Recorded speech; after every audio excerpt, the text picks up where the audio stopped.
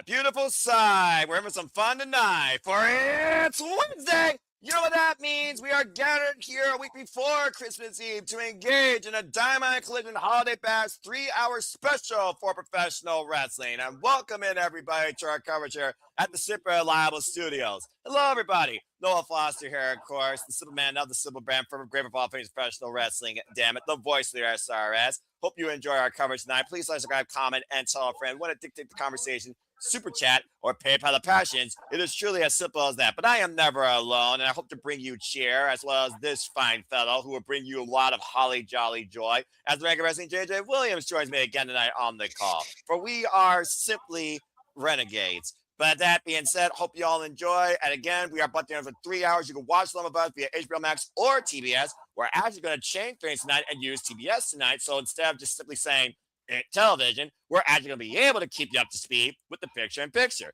So it should be a lot of fun. We got multiple matches for the Continental Classic. We got $1 million, 750,000 pounds, okay, on the line in trios action. Women, eight women all-star tag team action. And of course, we're going to hit hard and see something wicked as we have Jamie Hayter versus Isla Dawn. We come from across the pond in Manchester, England, before we return to the States next week for Christmas, AEW Dynamite 34th Street, where a ring might be in play.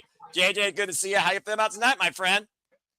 I'm feeling good. We're going right into this shit. Yep. Well, John Moxley starting things up against Roderick Strong as the curtain jerker. Well, let's go ahead and get right into things then. And again, thank you all for tuning in. So let's get right into it as the Continental Classic begins in the Blue League tonight. Roderick Strong and John Moxley. And again, I'm always in the Christmas spirit. It's my favorite time of the year for most aspects. You'll learn more about that later, considering what's happening this weekend. Bah humbug. Shout out to Safet. That being said, Roderick Strong and John Moxley, of course, no strangers to each other. Last time these two faced each other was a count-out win for Roderick Strong, and many people say Roderick Strong was just a substitute for Kyle O'Reilly due to the injuries he suffered at the hands of John Moxley after Full Gear. That's a fair point. I mean, this is another one of those, we talked about it a little bit last week, where on paper, this should be an easy victory for Mox, because Roddy, when it comes to the hierarchy of AEW, Roderick Strong is not on Mox's level. No. But last week I said that and put my foot in my mouth, and we had a huge upset. So who's to say that Roddy can't do the unthinkable here and pick up a victory here? And again, JJ, we also got to consider these are one-on-one pure contests. There's 10,000 plus people there. Again, there are no Death Riders. There are no outsiders. For those that don't know, this is the Continental Classic, the annual round tournament of AEW for the third time. Each match is 20 minutes long, 3 points for a win, 1 point for a draw, and everyone is banned from ringside. If anyone gets involved, they are fired, basically, banned from AEW. As John Moxley and Roderick Strong, and shout out to Renee Paquette, our sports analyst on the call, they are part of the Blue League, and Roderick Strong is in must-win territory. Well, you might as well cause him to be eliminated, as John Moxley goes in this with 3 points so far. With only one match left after this, Roderick Strong is 0 across the entire block. As, of course, last week we saw Claudio Castagnoli and Kazuchika go to a 20-minute draw, the first draw of the entire Continental Classic. We'll talk more about the Gold League later as it progresses. Yeah, I mean, Roderick Strong could very easily play interrupter here. He could play spoiler. You look at the people he's got left. He's got Dorada. He's got Claudio. He's got Mox here. And being the only person that has no points, you know that's got to be renting some space in Roddy's head. And we've also been talking about how this might be a battle of the Death Riders themselves. Again, John Moxley 3, Claudio Castagnoli leads his block with Konosuke Takeshita at 7, including a win over John Moxley. And again, JJ, it's the top 2 scorers of each block that advance to the semifinals at World's End. Top seed of the blue faces runner-up of the gold. Top seed of the gold faces runner-up of the blue. And this is not the first time we're seeing Roderick Strong and John Moxley face each other. In fact, I think it's their third one-on-one encounter. Of a palm strikes here right now. Roderick Strong fired up here. As Roderick Strong says, he's not in this for the conglomeration. He's in this for his own self. And so far, he's not been able to back up those words. Now picking the ankle of John Moxley. Again, dragon screw leg whip. Damn, that move has to suck. It does. You would know, being a former wrestler yourself. And again, folks, World's End, the final pay-per-view of the calendar year, will be covered by Level Studios. That is next Saturday, not this Saturday, next Saturday, December 27th, after the holiday season. World's End presented on HBO Max exclusively on pay-per-view. The semifinals and the finals of the World's End will be there, as well as the AEW Men's World Championship and AEW Women's World Championship. More details on that later. And talk about the damage done with Roderick Strong's mentality. How about the physical damage done to John Moxley with all the wars we've been seeing as of late, especially with that leg? We saw Konosuke Takeshita exploit that left leg heavily during their match as the Alpha Guys' first win over the record-setting four-time AEW Men's World Champion. And again, awkward landing. You see Roderick Strong immediately grabbing that left hamstring. I'm thinking about something here, and maybe it's just the fantasy booker in myself. Go for but it. Perhaps one of the stories that's going to come out of this tournament going into 2026 is you brought up the point that Roderick Strong is trying to do this for himself. As of yet, he's not committed to the conglomeration. Roddy has been refusing to conglomerate. Exactly. Perhaps losing this tournament, and especially if he goes across the board with zeros, maybe that'll be what it takes to kind of push him to accepting the conglomeration and fully joining them, because even though there's no seconds at ringside for this, had he had the conglomeration to discuss strategy with, review tapes with, which are all things that a performer the veteran status of Roderick Strong does, maybe he would have at least gotten AEW in this tournament. And watch John Moxley going for broke with the tope suicida, and both men might need to do that here. Both men on the outside. And of course, 10 counts are in place. Still to come tonight, 8-woman tag. Máscara Dorada versus Orange Cassidy. Island Dawn versus Jamie Hayter. Jade is very happy about that woman tag. $1 million, 750,000 pounds, UK. On the line, the Elite versus the Don Callis family, represented by Hechicero, Konosuke Takeshita, and Rainmaker, Kazuchika Okada. Of course, Josh Alexander allowed the Don Callis family to get that $1 million in the first place. As, of course, this opening Continental Classic continues, a restaurant quiet picture-in-picture. For real this time, we're on TBS, but still, fuck television. And to your point, JJ, as I was also saying when it comes to the history of these two men go all the way back to 2008 when they faced each other in IWA. Roderick Strong won that night in less than 8 minutes. So there is literally 17 years worth of history with these two, outside the fact that this is literally their 5th one-on-one encounter. And John Moxley has beaten Roderick Strong every time, with the exception of that countout. That's crazy. So you figure Roddy is owed a W here at some point. Well, yeah, I mean, more decisive than a count out. It's one of those things, chasing the dragon, chasing that shadow, getting out of that shadow. Still to come tonight also, folks, we will have an AEW Men's World Championship contract signing, triple threat match. Samoa Joe, him and Adam Page, and Swerve Strickland, a rematch from last year's AEW Revolution. All three men, a whole different state of mind. Also, the Dynamite Battle Royal will be tonight. The winner will, of course, go on to face MJF next week on AEW Dynamite 34th Street. The winner of that match will get an AEW Men's World Championship match next year at Maximum Carnage. And FTR will defend the AEW Men's World Tag Team Championships against the Bang Bang Gang. Looking to put the Bang Bang Gang in the dust once and for all. Represented by Rock Hard, Juice Robinson, and Austin Gunn this time, by the way. Last time the Bang Bang Gang, of course, won was this duo. And previous to that, FTR went against Rock Hard, Juice Robinson, and Jay White to a near 60-minute classic on Collision, 2 out of 3 falls. Now John Moxley squaring up Roderick Strong's core here.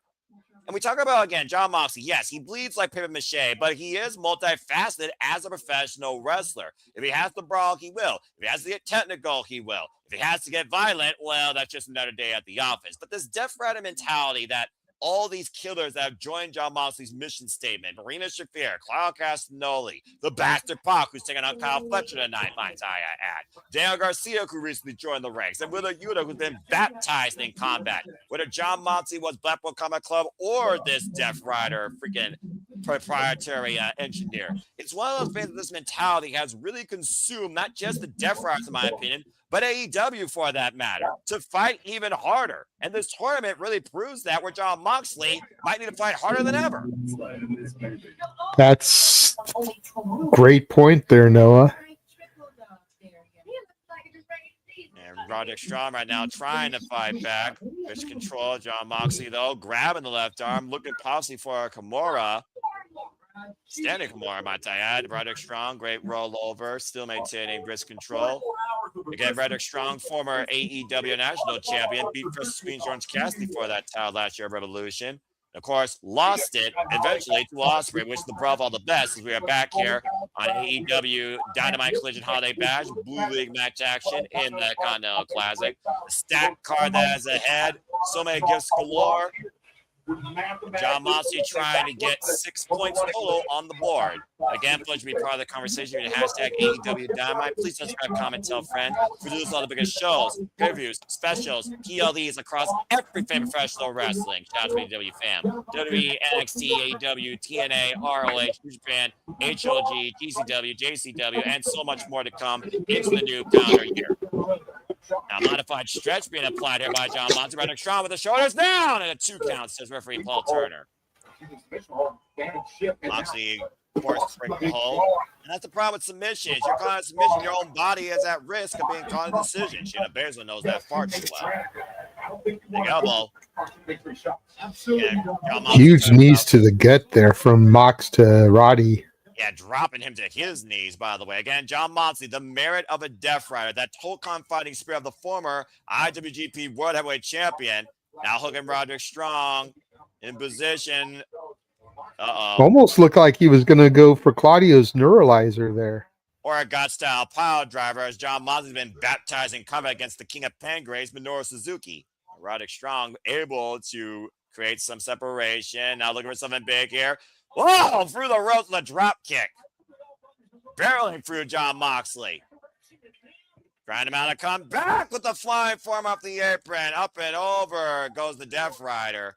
And this is Roddy's opportunity. He's got to stay on Mox here. And you forget about again what Roderick Strong's fighting for. Not just staying in this, but he's also been constantly fighting for one thing. His fallen comrade, Adam Cole, baby. But now he's fighting for 2 fallen friends in the Paragon. And Adam Cole and Kyle O'Reilly. Hooking up Jon Moxley with a big Olympic slam. And how much does that drive Roderick Strong, despite the fact he says he's in this for himself? Like you said, he is definitely not one with the conglomeration. But we did see Roderick Strong and Orange Cassidy somehow work together to get a win last night at AEW Dark. Strong comes out with the forearm. And big, just face first goes Jon Moxley, cover, hook on the far leg, and a 2 count. Of course, you see at the bottom of your screen the events to come. AEW Dynamite on 34th Street, Christmas Collision, World's End, and we usher in the new year on New Year's Eve with a New Year's Smash, courtesy of Dynamite. One of 2 watch-alongs we'll be doing on New Year's Eve ahead of our annual New Year's Eve stream. As always.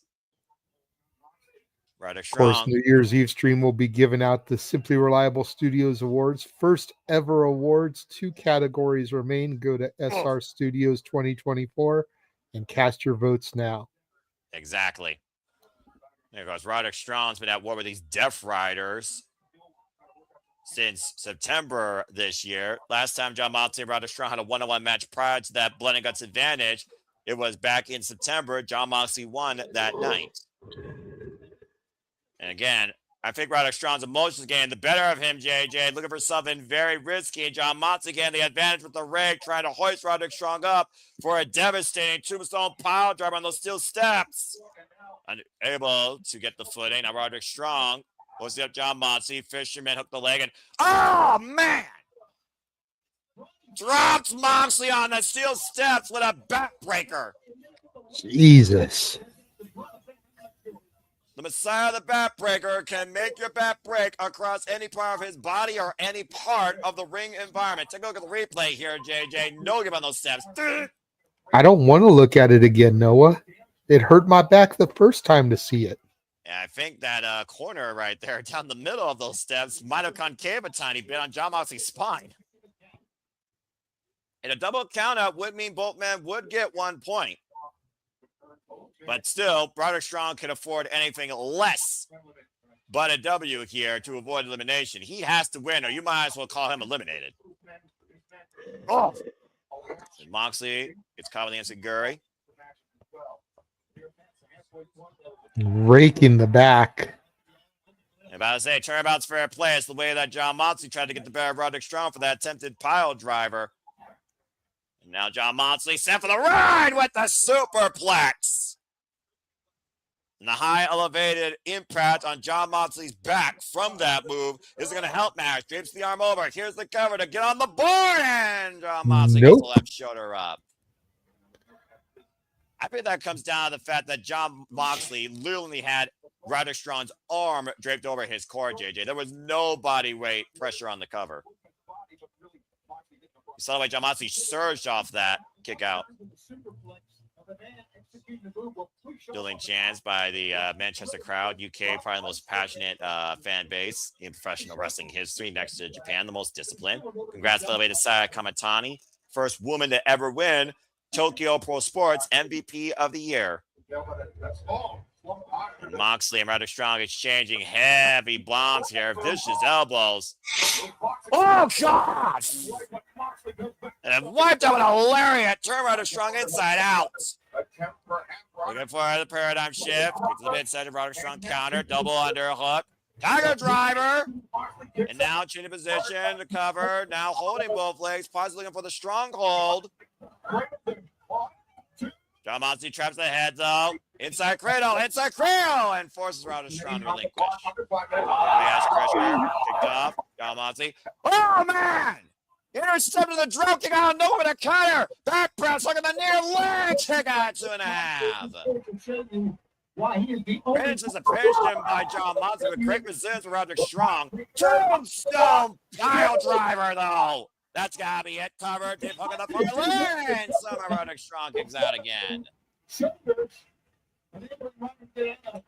You see right now, Roderick Strong trapped in the clutches of John Moxley, who might be looking for that bulldog choke, rear naked hold. Sleeper hold applied.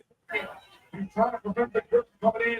guy keeps speaking to Paul Turner. If he goes out here, he might as well kiss his chance in this tournament goodbye.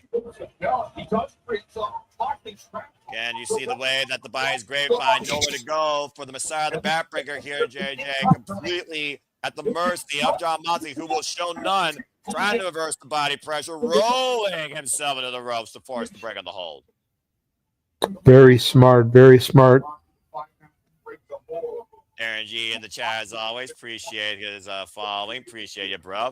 But considering both men right now are in do or die territory, and Roderick Strong might as well be on life support in this tournament, I'm not surprised these two are going at it as hard as they are. The Continental Classic pushes you to fight harder than you have in a long time. Jumping knee strike, and that's what Moxley covered by Roderick Strong gets a kick out 2.5.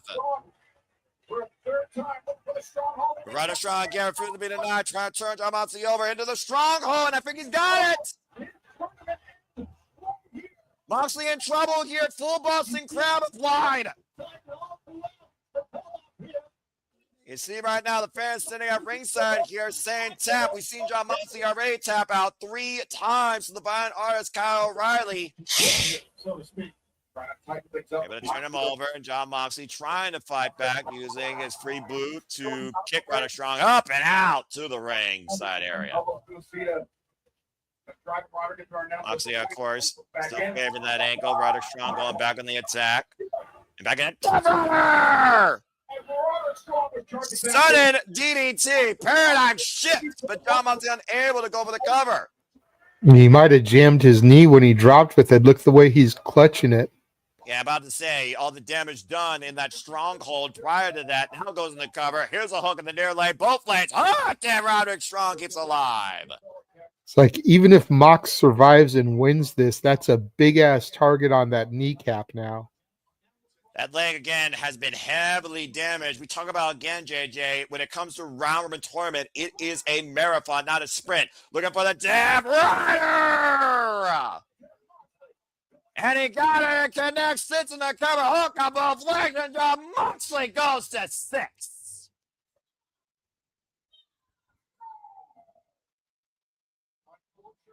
Death Rider keeps running beyond Father Time, JJ, but how much longer, considering how much damage he may have suffered at the hands of the Messiah of the Backbreaker? One of those things, a Pyrrhic win, as Jon Moxley keeps himself very much alive still in the Continental Classic.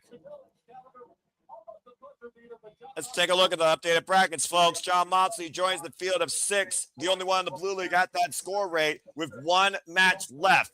Claudio and Konosuke both tied at 7. Claudio with 1 match left. Roderick Strong remains at 0. If he's going to get into second place, he's going to need a hell of a lot of help. No way for him now to take first, even if he tried his hardest. The only highest score now he can get is 6. He can only hope that Jon Moxley ends his run with 0. And maybe there could be a sudden tiebreaker scenario amongst the rest of the competitors. Well, no, because Claudio and Konosuke still are at 7 a pop with matches in hand. So yeah, that's true. So I think it's safe to say that we know that Roderick Strong's days are eliminated here. Well, still a great opening contest, and still to come on a stacked night of AEW Collision Dynamite Holiday Bash. We still have a men's World Championship contract signing as Swerve Strickland, Samoa Joe, and him and Page will put pen to paper later now. So go backstage to Eddie Kingston. Win or you learn, or lose. I learned from that. Joe, you lost your chin. I learned. Everyone else, Joe. No, I really feel bad about this. Everyone else has to face now. I never quit. You gotta see what I'm doing. I never stop. I never quit. I have nothing else in my life but this. Accurate. My everything, my heart, my soul. You got lost about me? Nah. I learn, I move forward. See y'all again. Maybe Collision. See if everyone steps up and see if they want to fight. Yeah, Eddie Kingston, man. Eddie Kingston, man, just takes it to you right damn straight. Real talk. Jesus Christ. After a great match, we get this. That sucks the air literally out of the building. Eddie Kingston. They're popular here in Manchester. Apparently, Don Callis is very popular here in Manchester, JJ. Go figure. Not. Tuna pizza. That sounds disgusting. Oh, God. Please tell me he's not doing the introductions to his family. Yes, he is.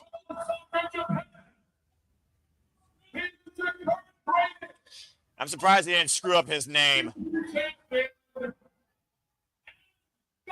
And of course, Konosuke Takeshita is looking to not only win the Continental Classic, JJ, but beat the Rainmaker, Kazuchika Okada, in the process. We've seen Okada and Konosuke button heads since the Rainmaker joined the Don Callis family. As the Alpha, our current reigning defending IWGP World Champion, after this has to head over to Tokyo Dome January 4th to defend that title against Yota Tsuji in the semi-main event.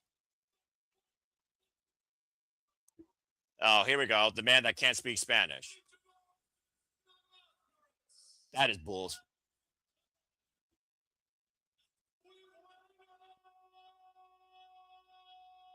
This guy's worse than Ricardo Rodriguez. I said what I said.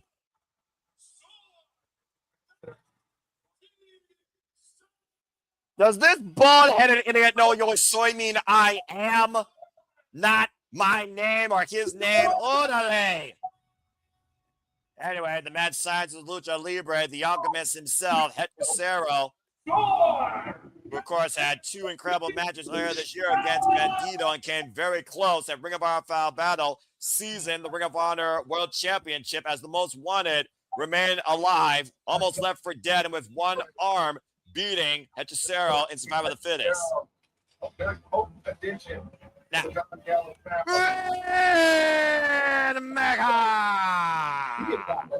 this is one thing that I don't need Don Callis ever interrupting.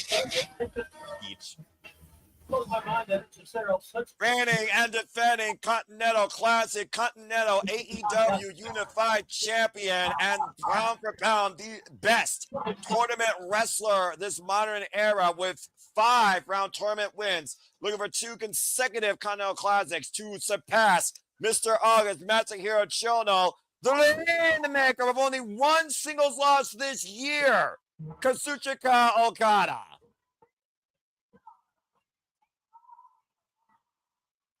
And to tell the tape here, JJ, is not the money involved. It is the ever-going rivalry of Konosuke Takeshita and Kazuchika Okada proving who is better of them. So, of course, both men are in opposite blocks, and Kyle Fletcher already with a win over the reigning and defending Continental Classic champion. In fact, Kyle Fletcher handed Kazuchika Okada his only singles loss this year. It's going to be a hell of a unique trios match where the story will be, can Konosuke and Okada coexist? You're wondering why JJ went silent, folks. There's a deeper story here that's going to require a $25 super chat for those that don't know to hear. As we welcome the elite back together in trios action in the ring. With Kenny Bargata Omega in Manchester, England. Gotta be honest, I never thought I'd see this trio again wrestling together. Now time heals all wounds. Carry on. Nick and Matt Jackson, who turned down $1 million for friendship, reunites with a longtime friend and foe in the best bout machine, Kenny Omega, against a common goal, upsetting Don Callis and defeating the Don Callis family. The money at this point is just an accessory. And of course, Okada feels very betrayed after he and the Young Bucks went together last year to try and change the world and eliminate Okada in the process. Let's go, Don Callis family. Of course, Kenny Omega. All right, JJ, I'll leave you with that. Of course, Kenny Omega will do anything he can to get the better of Don Callis. Ever since Don Callis screwdrivered him in the head and used his greatest rival against him at All In Texas. Not to mention, used Josh Alexander to hurt his golden lover, Kota Ibushi, who is out indefinitely. We wish Kota Ibushi all the best in his recovery.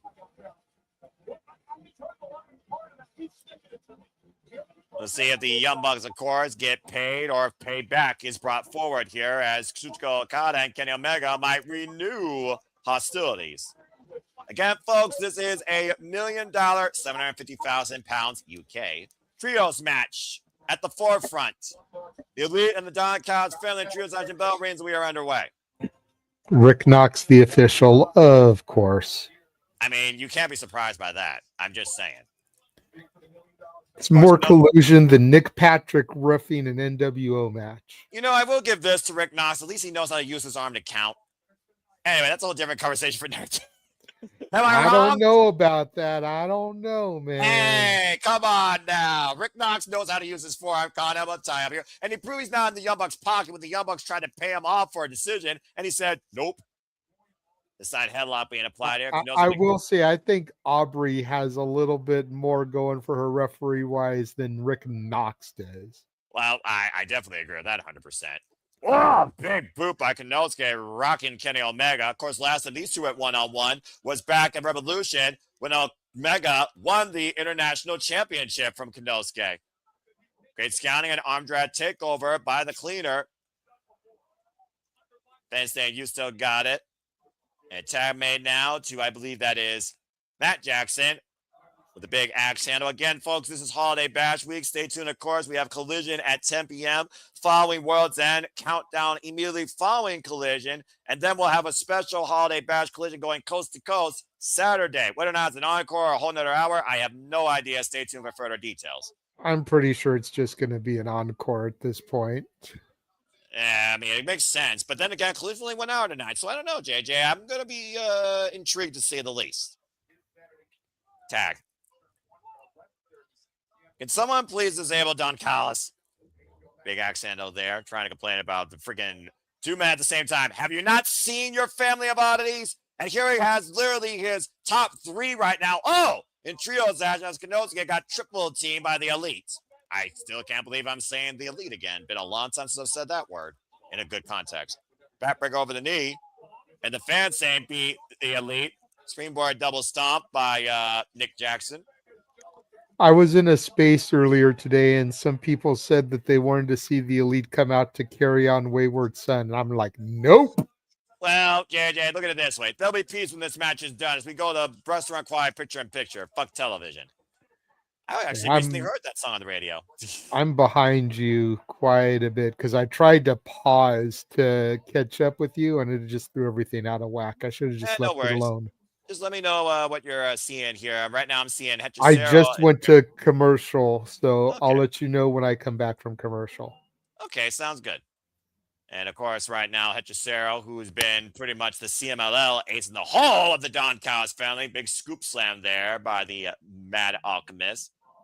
Modified dragon screw leg whip or ankle twist. Still to come tonight, 8-woman tag action. Mercedes Moné's team of naughty enforcers she's paid. Athena, Marina, Shafir, and Megan Bain taking on a team of nice and happiness in Harley, Campbell, and Nightingale, the Bears of Wrath. And the time is love bombs. Time is toys for Mina, Shirakawa, and JJ cannot wait for that match as his side speaks values. Also to come tonight, the Diamond Battle Royal. Where I'm down with 7 out of 8, Noah. Like that's pretty good odds there.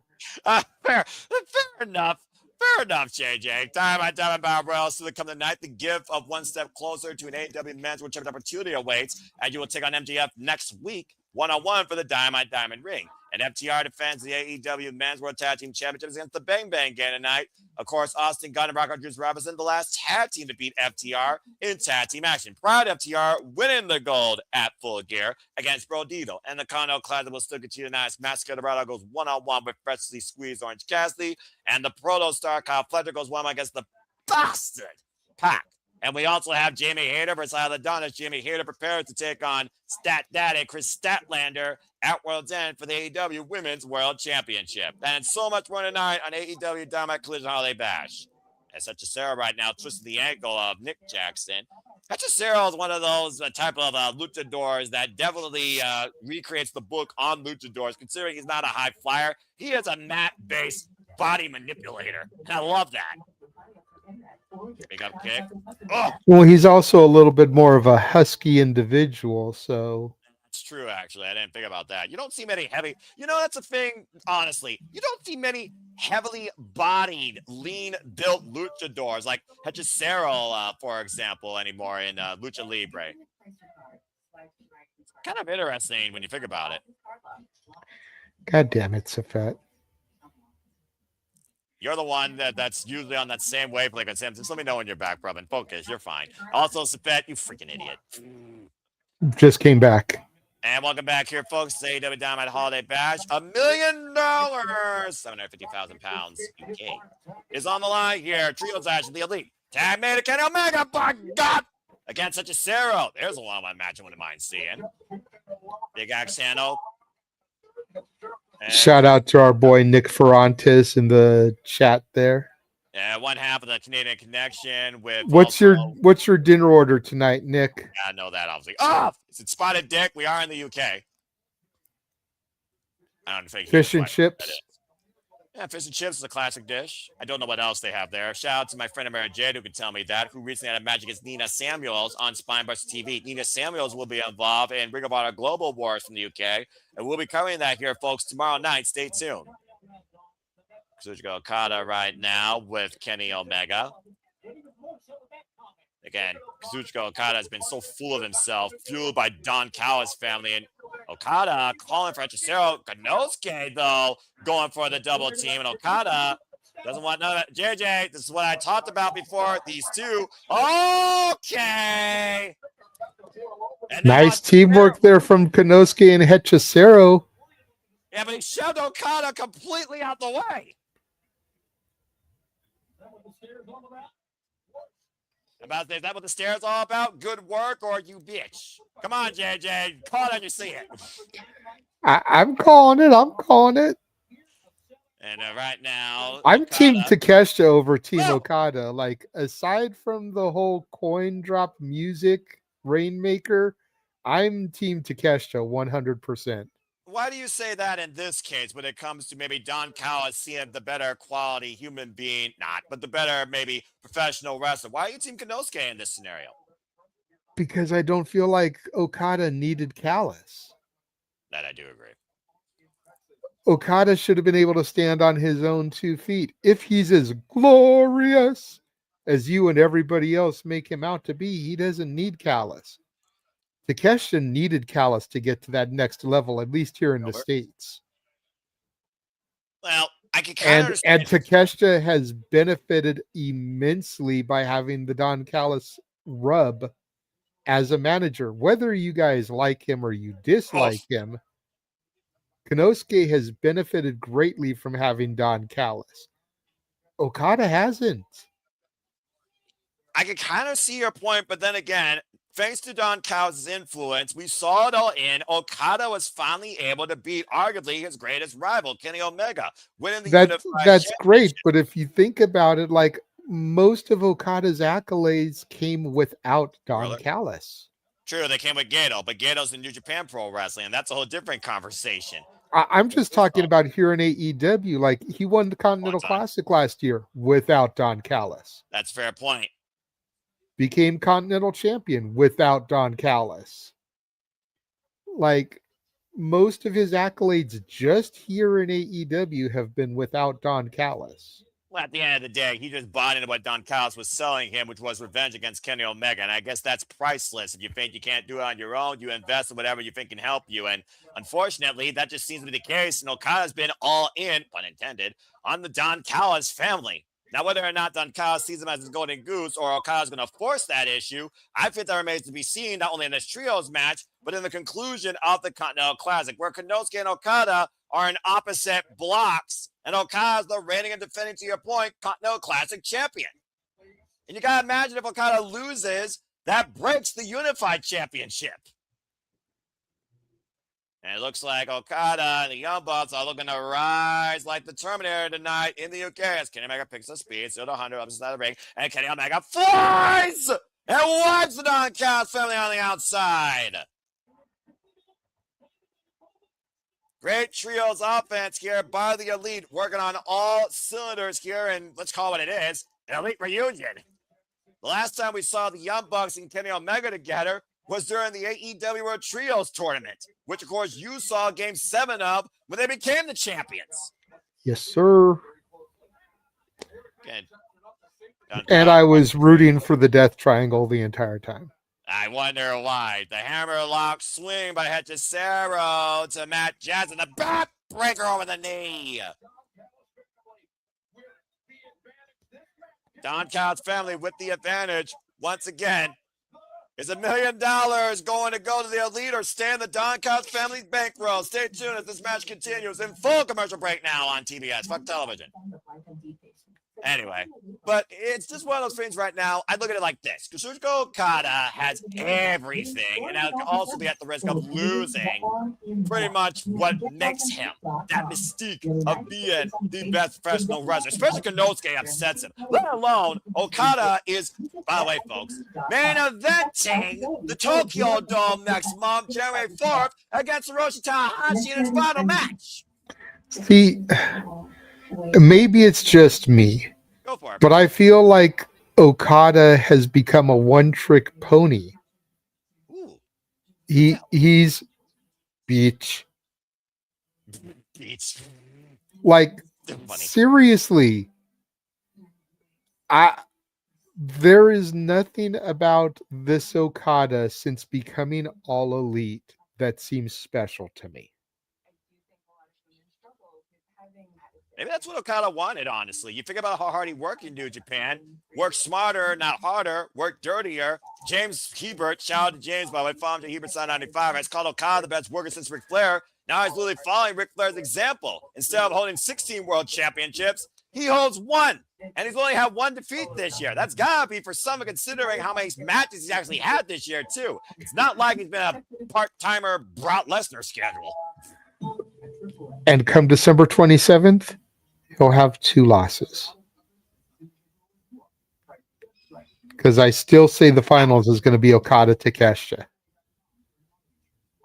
You're really pulling for that. You're really pulling for that. Yep. Well, Takeshita And Takeshita's got to take him out. I'm sorry. He's got to take Old Yeller out behind the barn and put him out of his misery. But what does it mean by some miracle if we do get Okada versus Takeshita and Okada wins 2 consecutive Continental Classics in a row and beats the IWGP World Heavyweight Champion ahead of Wrestle Kingdom? I'm just saying. I feel like that kills all of Takeshita's momentum.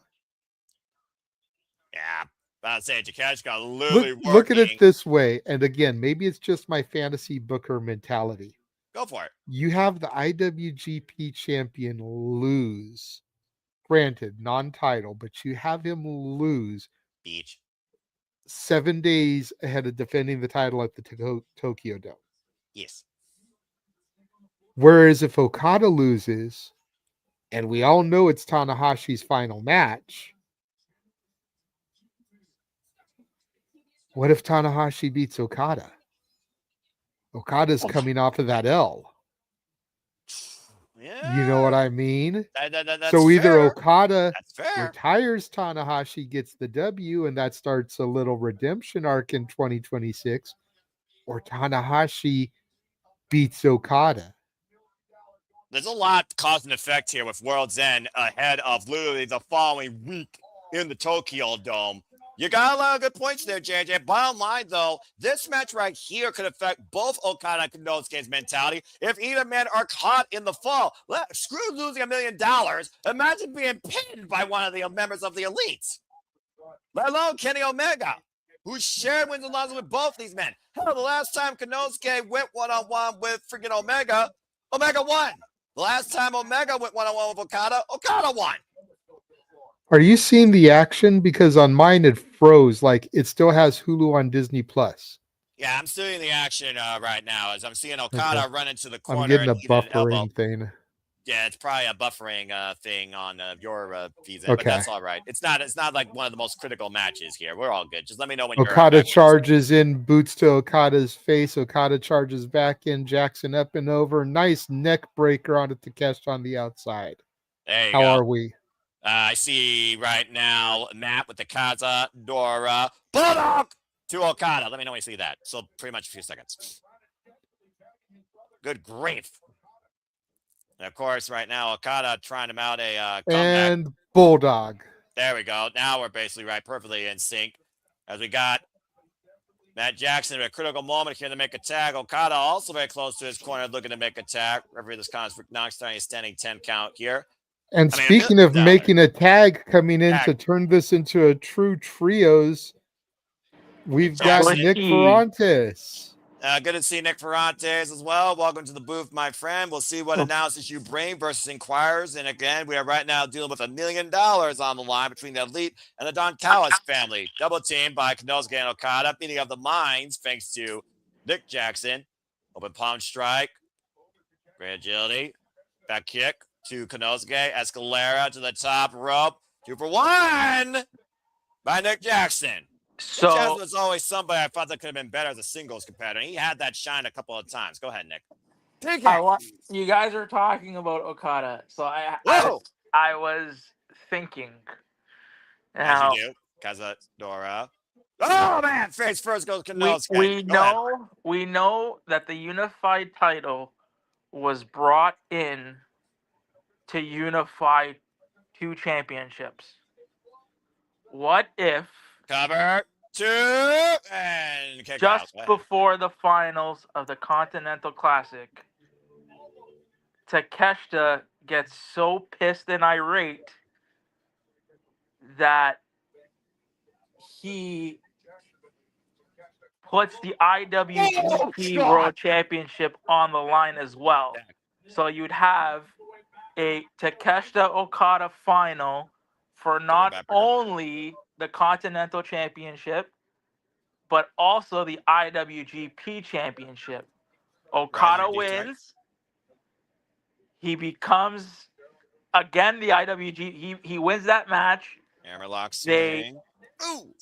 They beat down Takeshita to the point where he's out for a couple weeks. And then he gets his revenge at Revolution. I feel like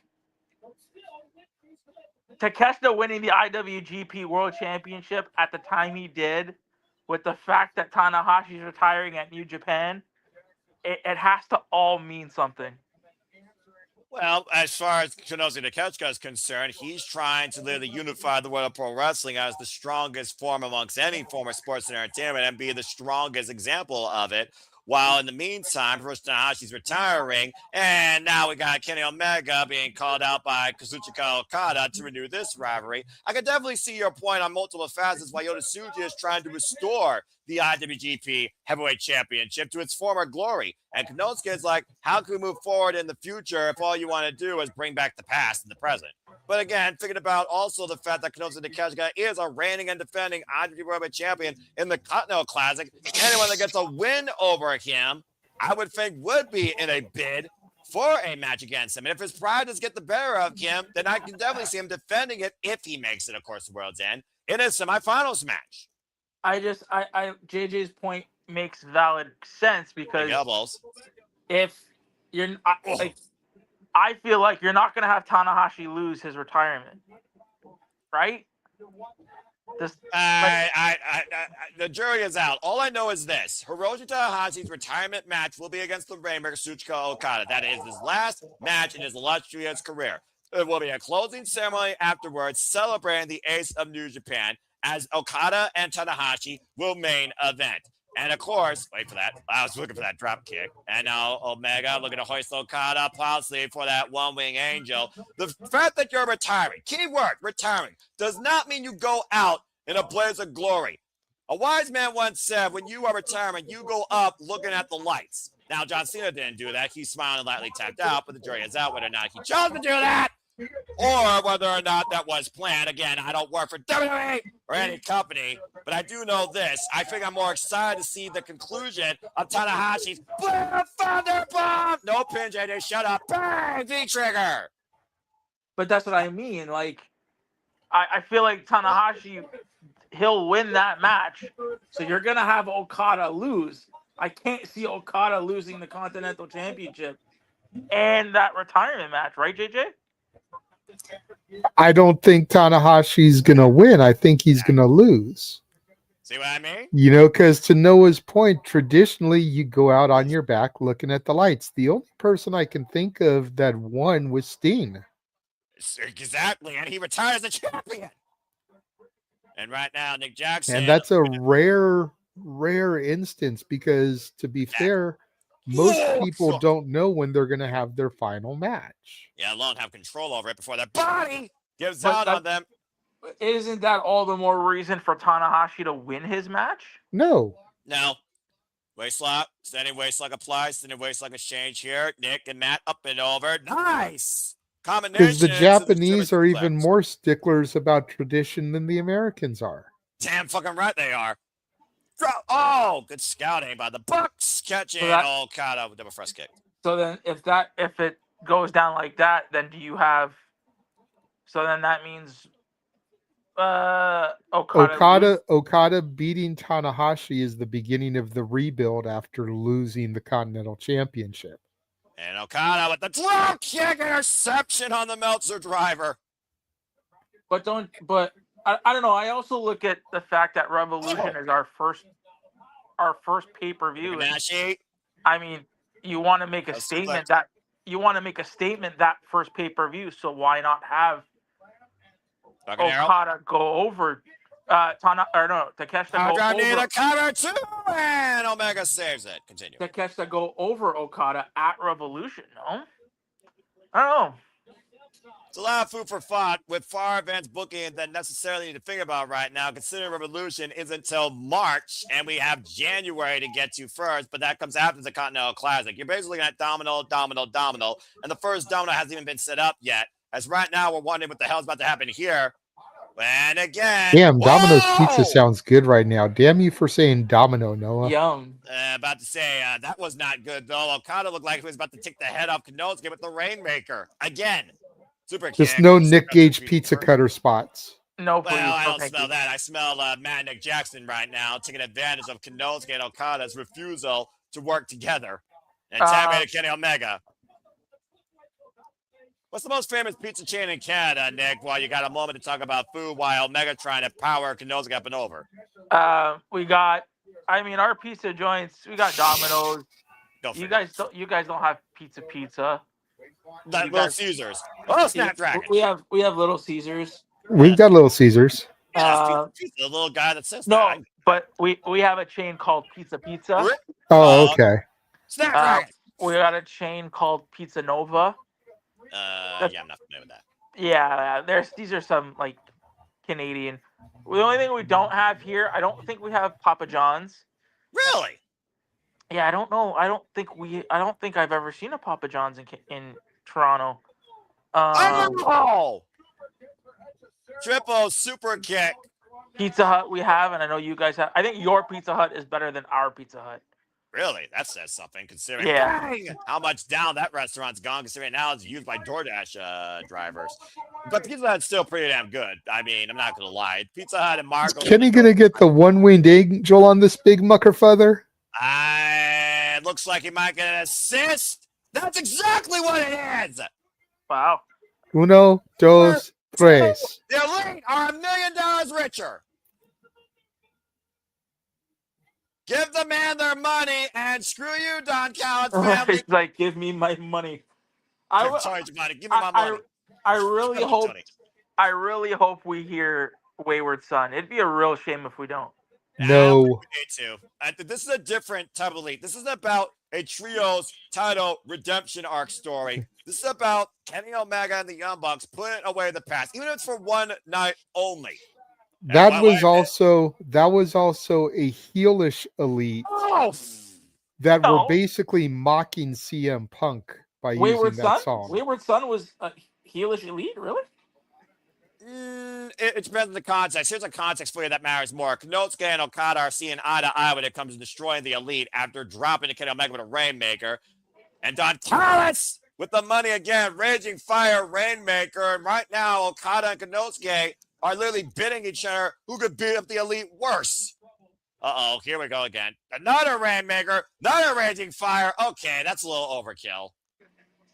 I don't think so. I'm actually enjoying this. Of course you are. I wish these two could legitimately get on the same page because it would be a fucking kick-ass tag team. And that's what Don Callis wants. But clearly, Okada and Konosuke don't want nothing to do with each other. Kenny Omega now with the...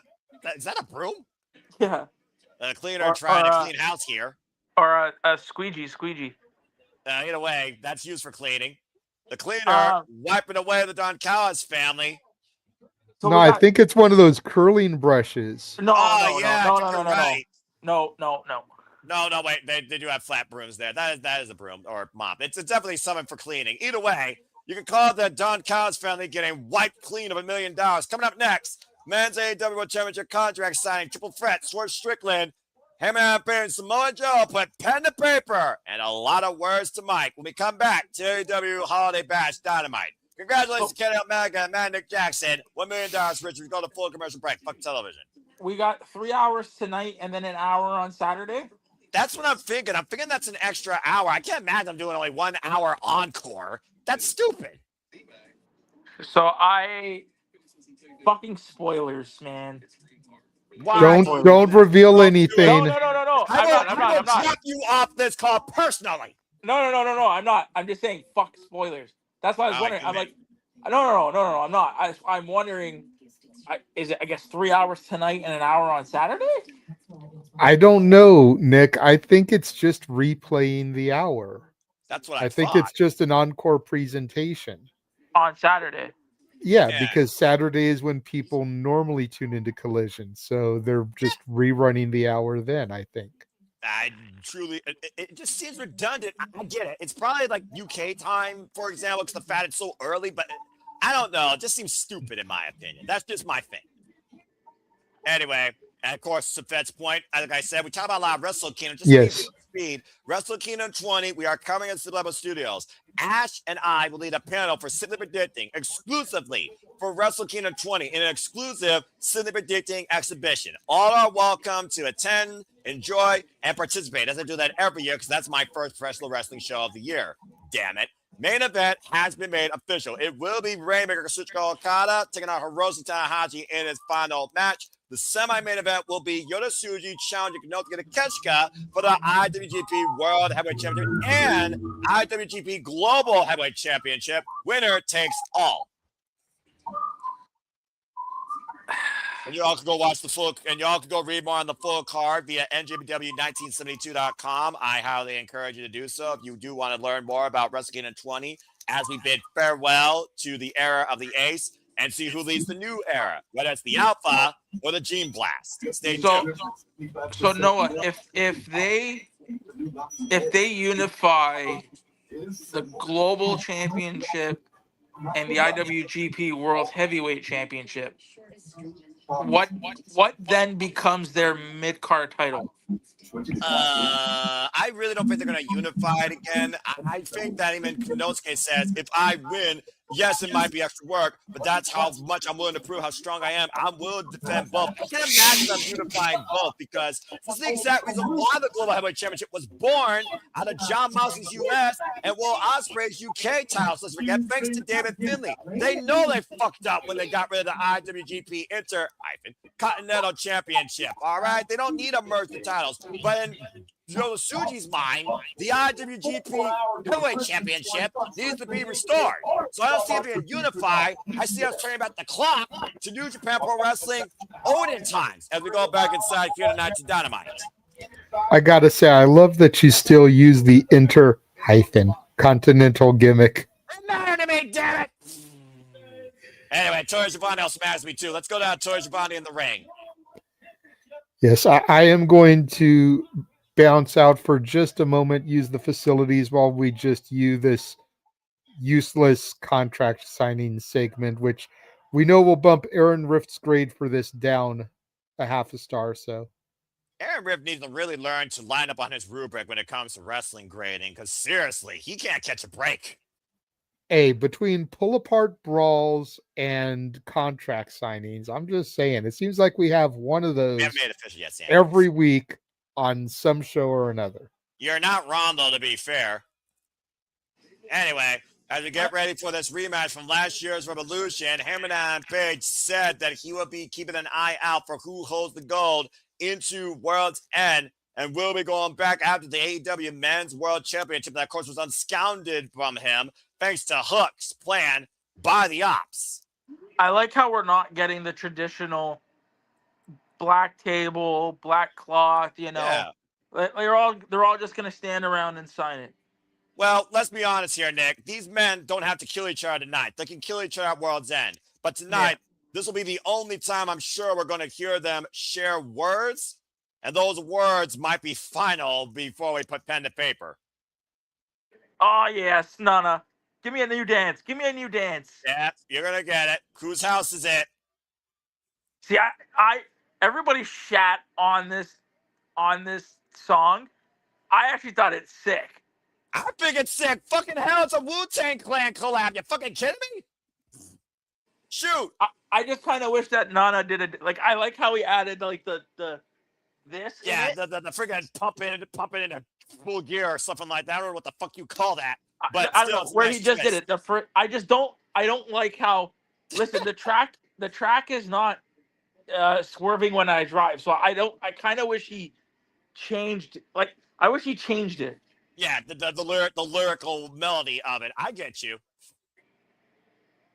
Well, either way, Swerve Strickland's definitely changed his outlook when it comes to still being the most dangerous man. That's consistent.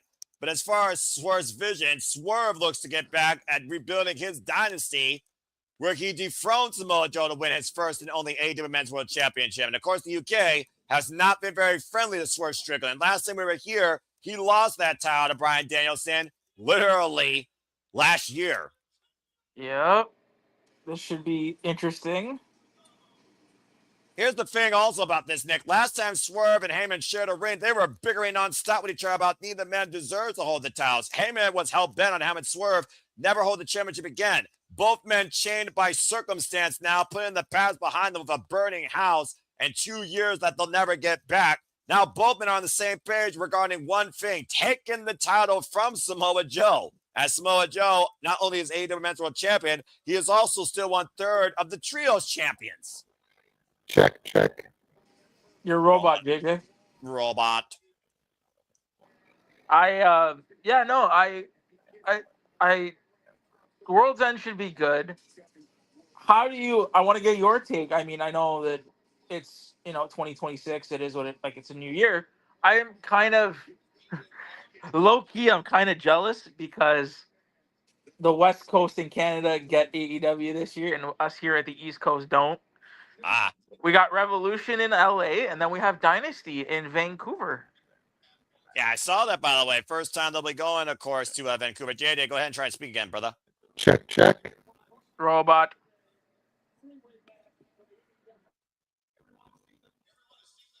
Everyone's seen a contract. 1 week from Saturday.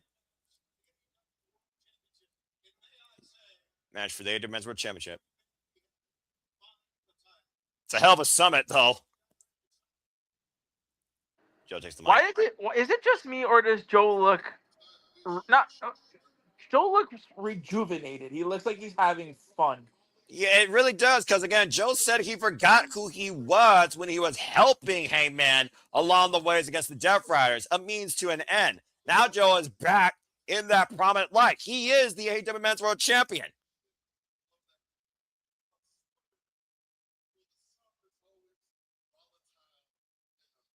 Song's always volatile and unpredictable.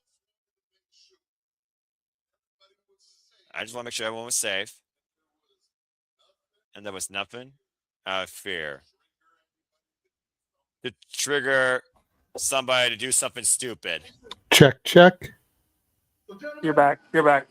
Okay. I won't waste any more. Yeah, you notice how Samoa Joe came out with Hook, who stared straight into Hangman. Hangman's undoing. Joe signs the contract. Whose house?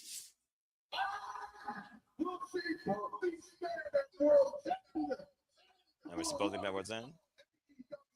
Joe's the only person, when he yells, he's the smartest, most dangerous man in the room, not the stupidest. Gentlemen, I just hope you both make it there in one piece.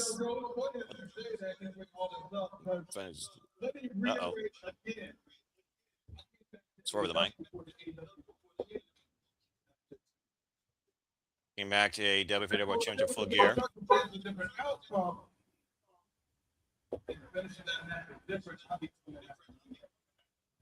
The finish that match with Jim, I'd be coming to you, Hangman.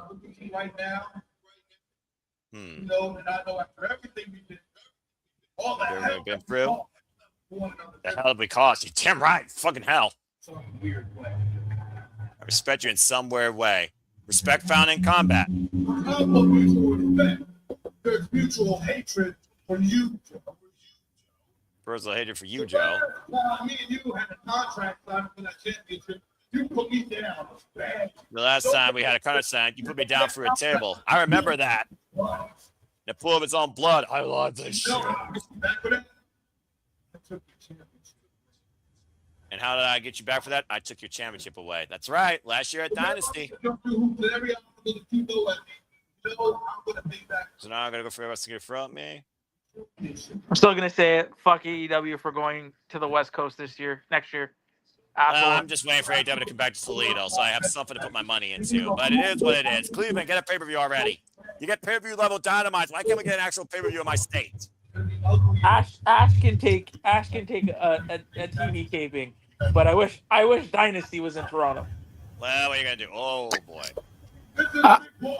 I mean no offense by this, Noah, but get a championship sports team, and maybe you'll get a pay-per-view. Well, too bad the Cleveland Browns suck. As someone who doesn't give a fuck about football. I know you don't. Professional wrestling. And the last time the Indians won a championship, it was a movie called Major League. They're not the Indians anymore, okay? They're the Guardians. Norris House. Damn. Swear with some real talk. And that's why they suck even worse now. You can learn more about that and Stat Boy Sports Bar, where he covers Monday Night Football on a weekly basis here at Suburb Studios. Tune in, folks. And the last time the Cavaliers won anything, LeBron was playing for them. Anyway, I think the Cavs are pretty good this year, so we'll see. but they still haven't won a championship this year. It's still have to wait and get to the playoffs. But the last time they won, LeBron played for them. True. And man, reminding Mansfield was so pissed that there was no Cleveland Cena shirt. I said if there was a Cleveland Cena shirt, it would just be a picture of a porta potty. Yeah. Accurate. Congrats. Hey, listen, I know this is an AEW stream. Congrats to Thea Hill. Thank you. Thank you, Nick.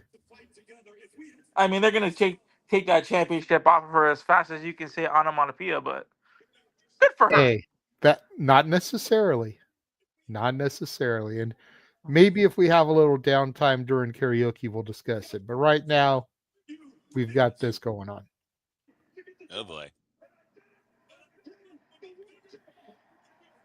Hangman is where they figured it out. Hangman is so good in the chase. He really is. Like, he's a good champion, but I think the chase with him it's better. It's more invested. Let's be honest here. It's more invested. Yeah. He's Mick Foley. Mick Foley was never the greatest world champion, but you always invested in him chasing against The Rock, Triple H. I will say this, Heyman's second run was far better than his first and far more compelling and testing, especially against young brand performers like Lee Johnson and Kyle Fletcher. Those matches were bangers. You failed against me. So instead of accepting your defeat, you turn to Shibata and Hobbs, and you turn to Hook. That's true. Heyman beat Joe at Wrestle Dream, but the plan was put into play. And you might stand here with the world championship just for this. It is all that you have. Because you have. Yo, you are worse than the Death Riders on their worst day. I don't know if I'll go that far. I can hear somebody's TV. Probably mine. Give him no self-respect left. He lacks some dignity. Ooh.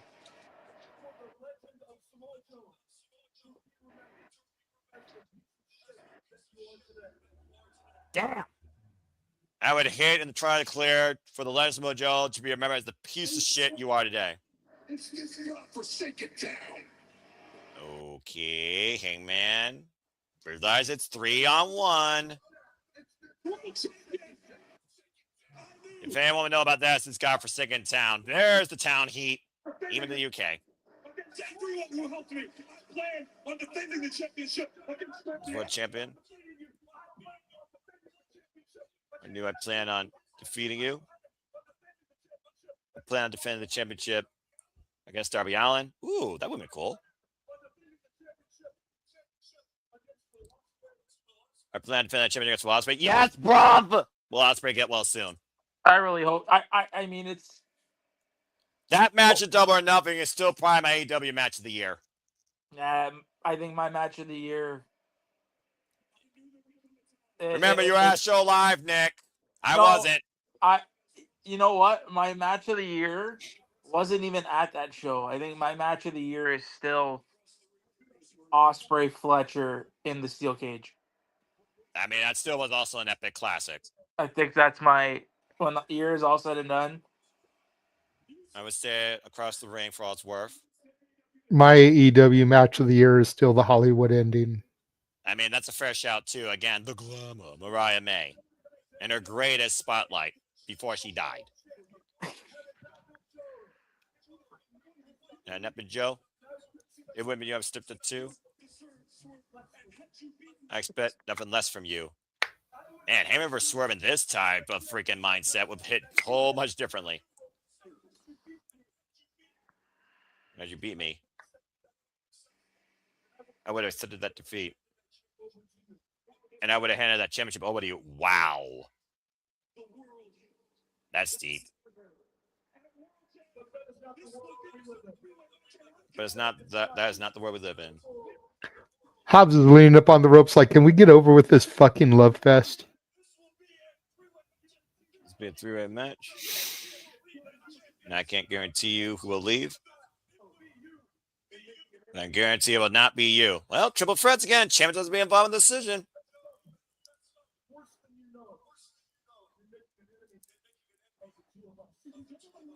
You've messed up worse than you know, making an enemy of the two of us. I did call Swerve and Heyman the most lethal duo in AEW, and I very well might be right. Considering a triple threat, there's no disqualification. Uh-oh. Lights out? Well, pen to paper, we're all set. AEW Men's World Championship triple threat. What just happened? My feet went out. Jesus. What the fuck happened? You're ahead of us, Nick. Hush. I know. I don't see anything. I just see a few lights in the audience. Oh my God! He back! Maxwell Jacob Friedman! Are we cashing in the chip to make it a fatal four-way? The devil is back! And this man has pinfall wins on all three of these individuals! They kept saying three-way. This is a three-way. This is a three-way. That's how it tipped you off. Remember, Maxwell Jacob Friedman has a guaranteed AEW World Championship opportunity. All he can do is call it, and he gets it 1 week later. Not to mention, the Dynamite ring can lead to another opportunity. If it's accepted, retains it next week on Dynamite. He looks, I don't know, something looks different about him. Remember what he said. He went to go find himself. He forgot who Maxwell Jacob Friedman was. The last time we saw this man, he was put through 10,000 tacks in the table by Mark Briscoe. And Samoa Joe last year, 2 years ago, what's MJF's son doing? Bruv, heel or not, they've got however many people are in this arena chanting MJF. We'll hold that thought, JJ, because MJF has pen to paper. He's done it. No way. He's done it. What? Wait, what? Hold the phone. Hold, what? Ladies and gentlemen, MJF, I just cashed in. Guarantee world title shot. He wanted to go all in, and now it's not a fair four-way match. Can you tell? Okay, I want to sync with you guys. Tell me when he says tub of goo. What?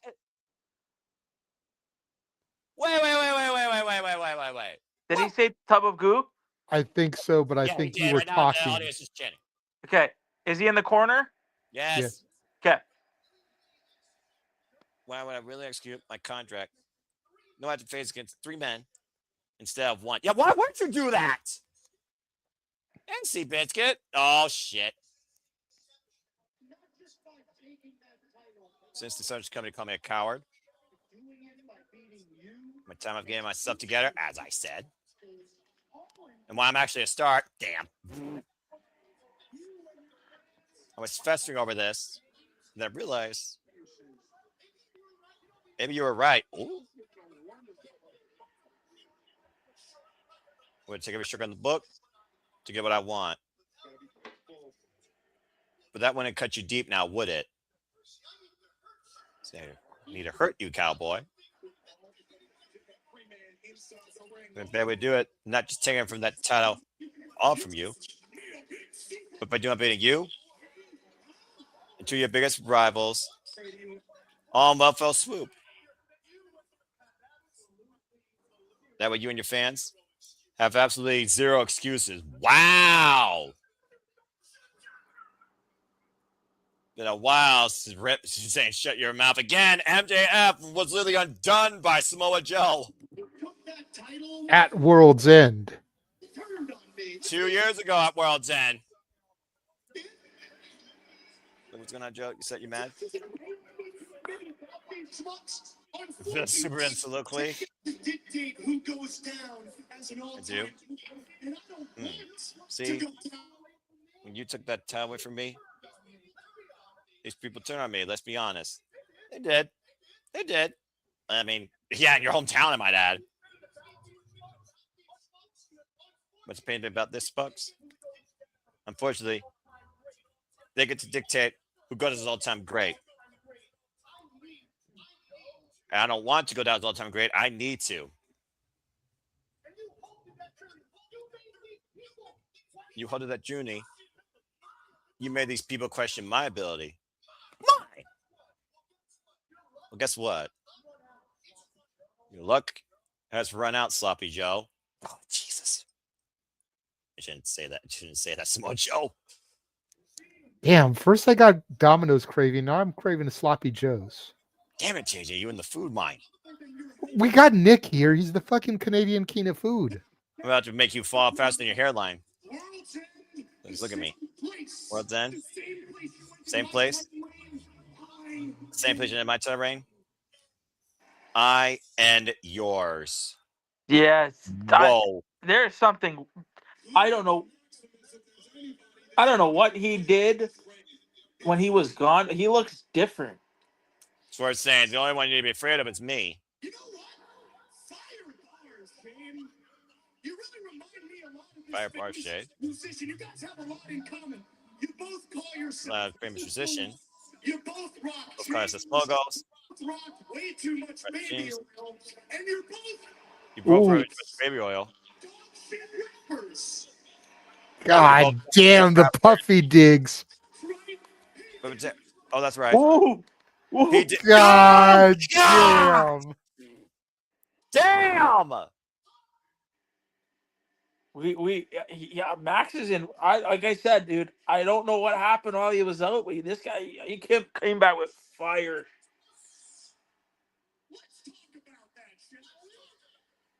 Let's talk about that, shall we? The house. You people know him as Swerve. Since I was 18 years old. Both grounded indies. Make a name for ourselves. I know you're Shane. Somebody's TV is Work way my way to too loud. Is it? I don't know if it's mine. I have no idea. I'm trying to maneuver the volume here. It's all about the it's all speaker good. being picked up. Pretty sure it is yours, Nick. Probably. WB. Lou. Take it easy. What? It's a perfectly good company, eh? Right. You run that, however. Not great. Not great. Ooh. God damn. Top to damn. Fuck me. Top. You came up the street. You came knocking on my door. I let you in graciously. You have achieved some incredible stuff. By the way, I want to add, MJF and Swerve Strickland have never met each other yet in the ring in AEW. What's that? Headed for a whopping 126 days. For those that don't know, MJF is still the longest reigning AEW World Champion in this company's history. 406. But who's counting? Well, me, the statistician. But listen.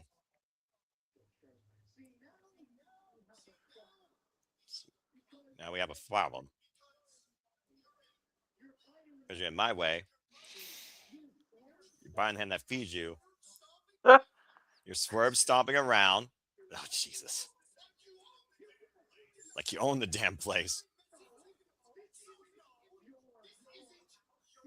So now this is in your house. This is my house. The rent is due. And the devil's come to collect. That is set to money line. Michael Corleone. Because I'm about to handle all my family business.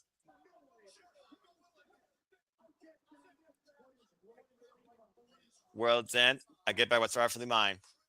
The Triple B. My AEW World Championship. And I feel like he will. And stay tuned, folks, for the predicting on AEW World's End that same week. Friday, 9:30 p.m. Eastern Time. And do you all happen to know why? Oh, I know why. Because my name is Maxwell Jacob Friedman. Go ahead, JJ.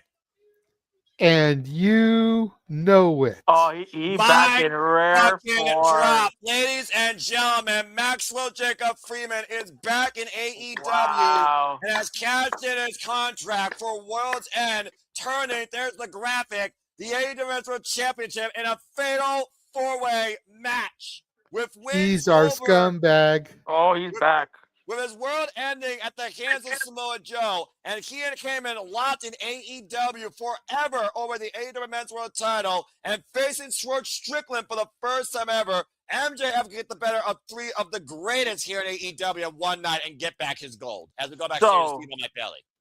Okay, the only thing I want to change about this match is I want it to be elimination. I agree. That would be nice. That would be nice. Then they can do what they did back in the day and have Joe be the first one pinned.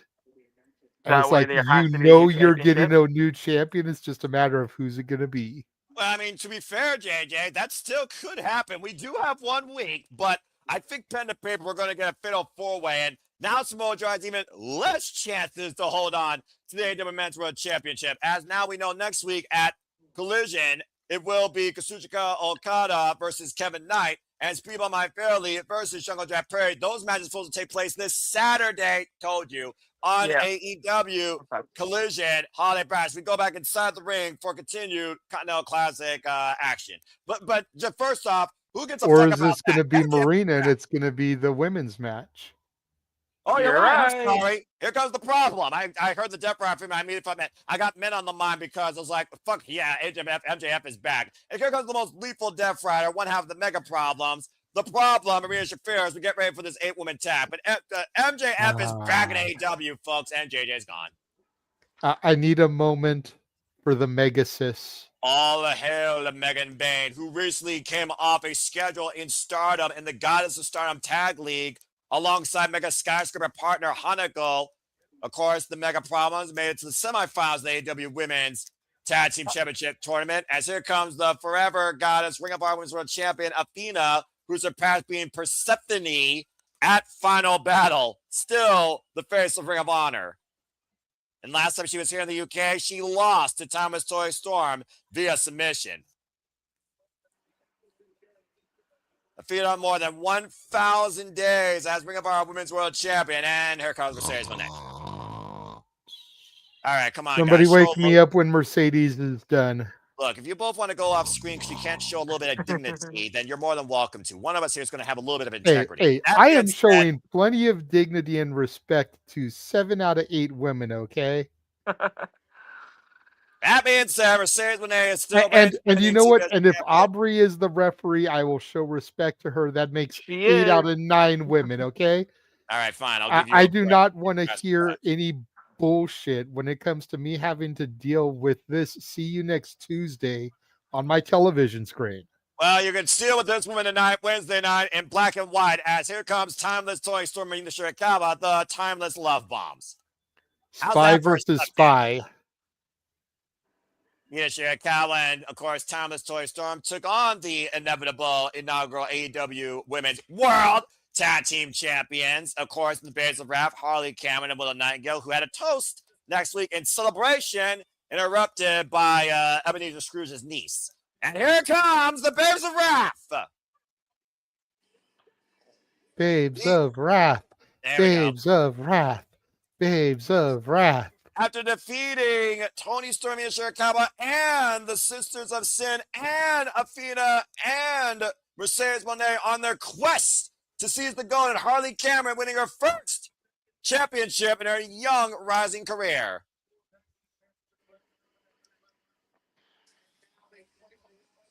And now, of course, they represent the AEW Women's Tag Team Division, and everybody wants a piece of the champions. Mercedes Moné, particularly, who got no friends, but have more than enough money to invest in the Mega Problems, and Athena for this one night only. Referee for this contest, Aubrey Edwards.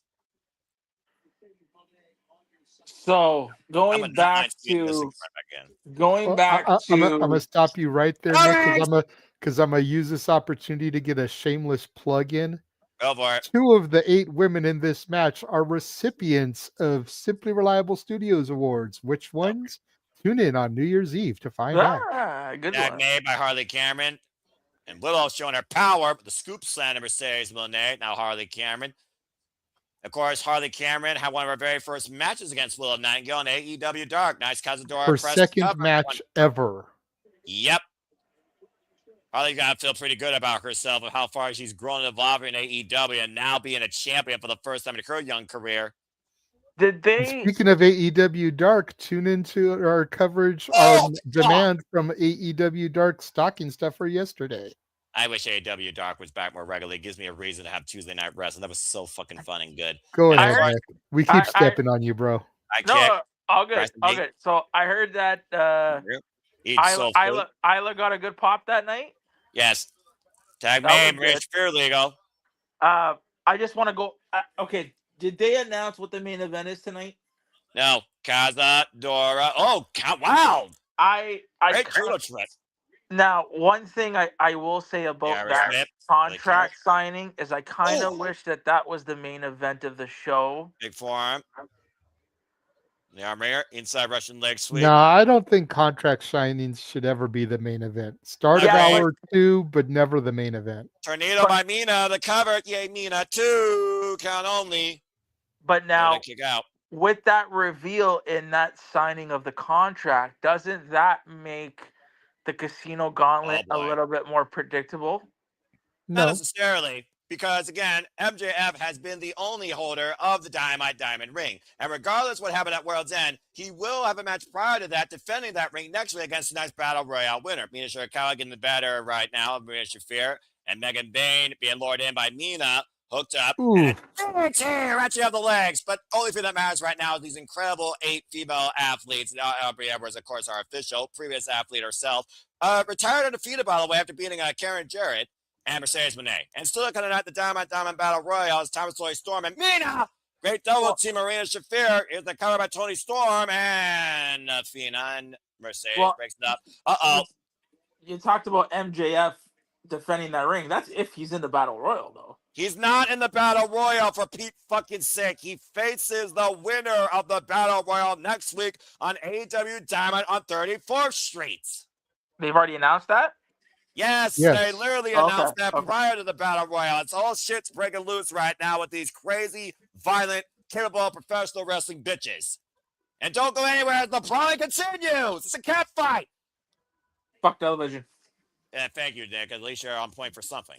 Again, though, as right now, of course, the mega problems. I can't even tell right now who's even legal. Fuck it, I don't care who's legal. Have these 8 women fight forever.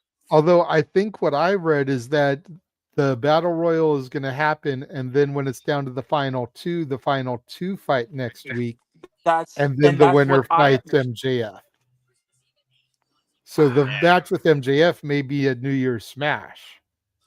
Yeah, I can see that because MJF has always been the proprietary holder of the ring, and the proprietary holder of the ring does not defend it in the Battle Royal. He defends against the Battle Royal winner, and usually the Battle Royal winners is either determined the same night or the following week. In previous times, the AEW Dynamite Diamond Battle Royal has been prior to winter is coming. Let's forget MJF has defended that ring against the likes of Ricky Starks in previous ventures. And the AEW Men's World Championship, for that matter. First winning it back, of course, in 2019, presented to him by Diamond Dallas Page. How fitting. And a tab made by Megan Baune to, I believe, Marina Shafir. Seriously, give me more Marina Shafir in action. She does not wrestle enough, and she should wrestle more, damn it. I love the mega problems. Great combination of what I call them, power and proficiency.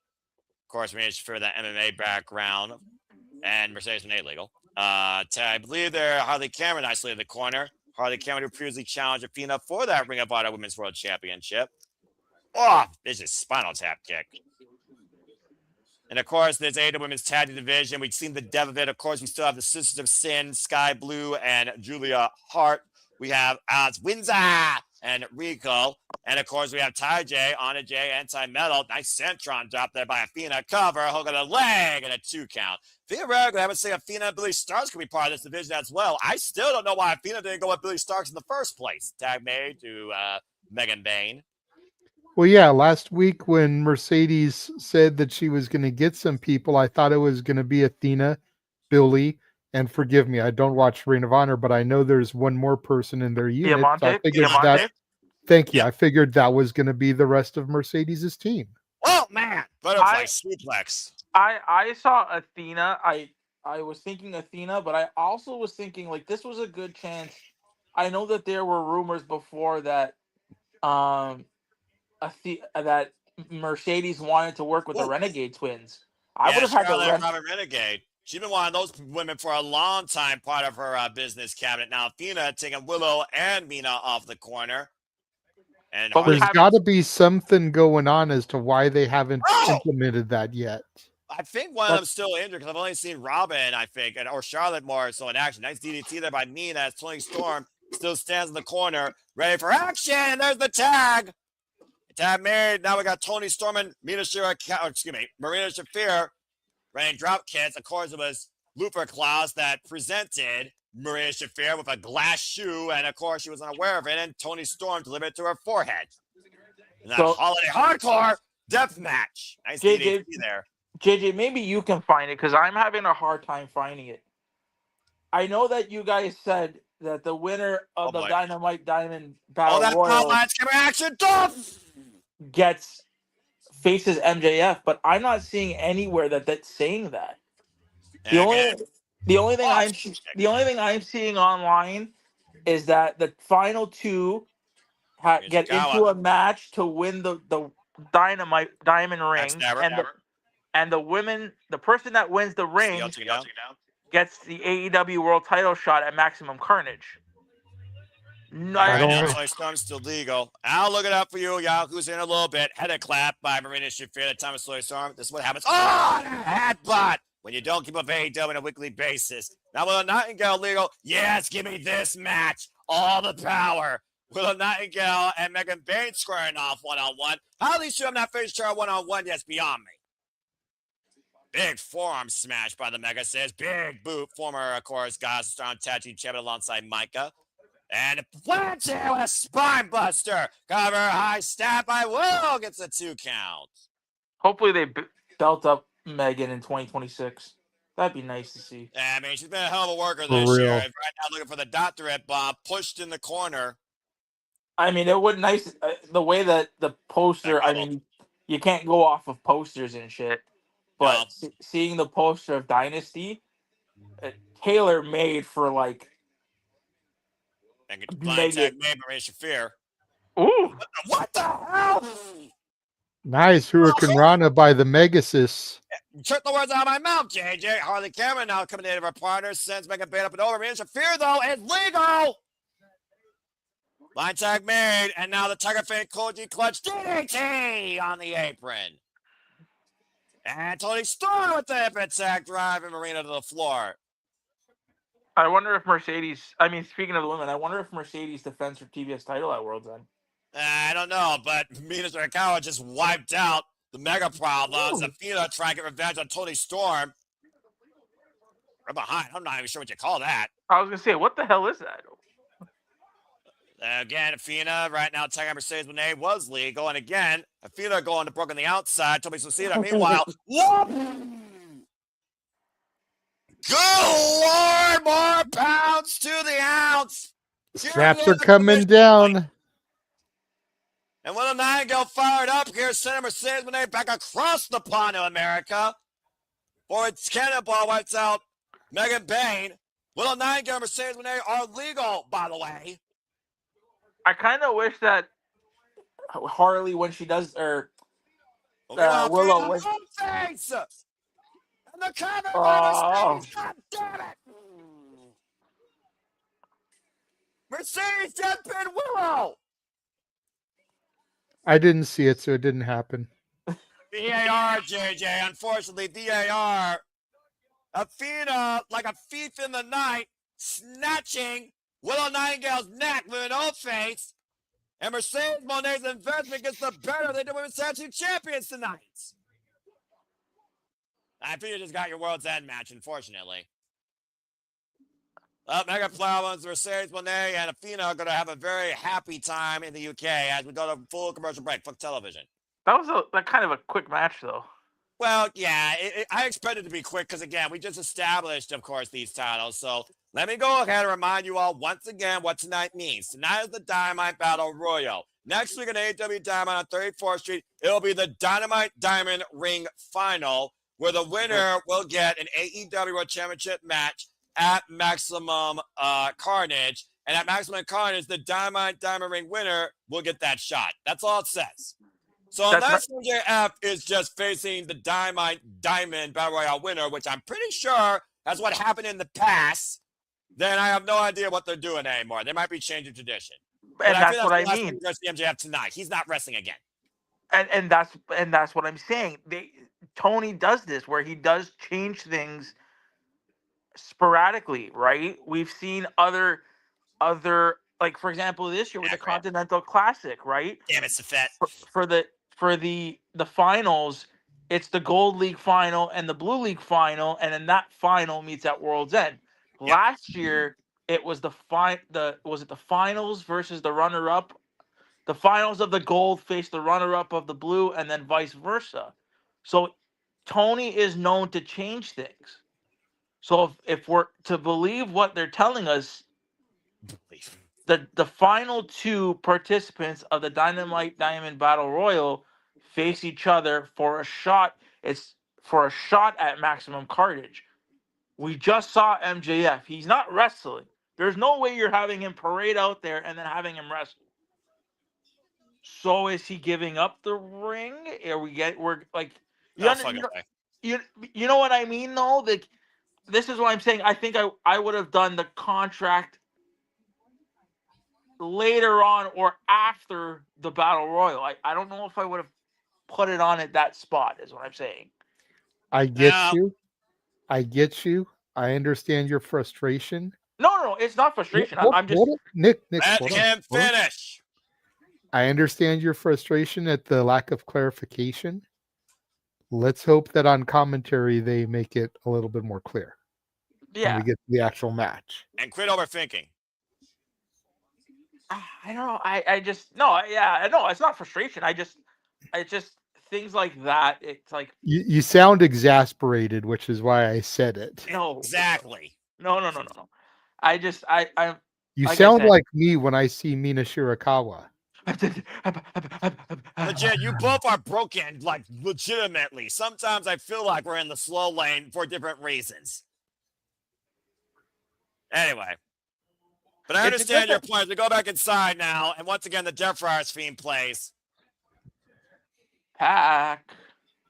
Turning our attention to the Gold League, welcoming a bastard in the 2025 Continental Classic. Jesus. You don't have to think about ring here. All you got to do is think about 3 points. Doesn't get simpler than that. No Death Riders, no outside interference. The Bastard Pack returns home to the UK to a homecoming crowd looking to take on the Proto Star for the first time since the first time they met when Kyle Fletcher was part of Aussie Open. Pack looks like a Hobbit strongman. Good, jacked as shit. I dare you to say that to his face and not get your neck cranked. I don't know if my neck will get cranked or not, but I would say it to his face. Well, JJ, nice knowing you. That being said, this is the second ever one-on-one encounter for these two. And if two. I do get my neck cranked and have to tap, I'll do it with a smile on my face like John Cena did. Listen, we're never supposed to give up.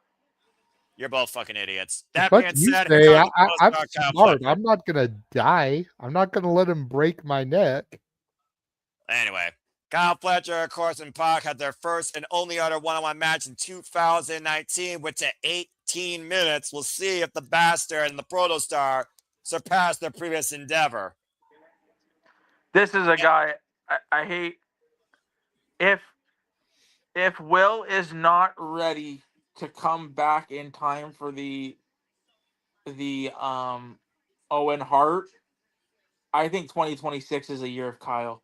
Many people have already said that the Protostar has been a first ballot candidate to become a future AEW Men's World Champion. We saw the legacy he left with the TNT title, now looking to get the better of his friends, family, quote unquote, in the Continental Classic. Not to mention, again, his opening bout, he already has pinned the reigning and defending Continental Classic champion. Again, folks, Continental Classic, round of tournament action. You heard Nick scatterbrain aside talk about how the Continental Classic is working right now. Nice job, by the way. Again, folks, each match, 20-minute time limit, 3 points for a win, 1 point for a draw. Everyone is banned from ringside. If anyone gets involved, they are fired from AEW. And Kyle Fletcher right now is high with Speedball and Kazuchika Okada at the top of the block after JJ ate crow last week when Kyle Fletcher lost to Speedball Mike Billy. And Speedball stopped the Protostars' undefeated run in this year's Continental Classic. The ratings are underway. Rub it in. Damn fucking right. I was gonna bring that up though. Like, what does that do to Kyle Fletcher? He lost last week. If he loses again here to the Bastard, what does that do to Fletcher? Well, Like, this is almost a must-win for Kyle to get back into the swing of things.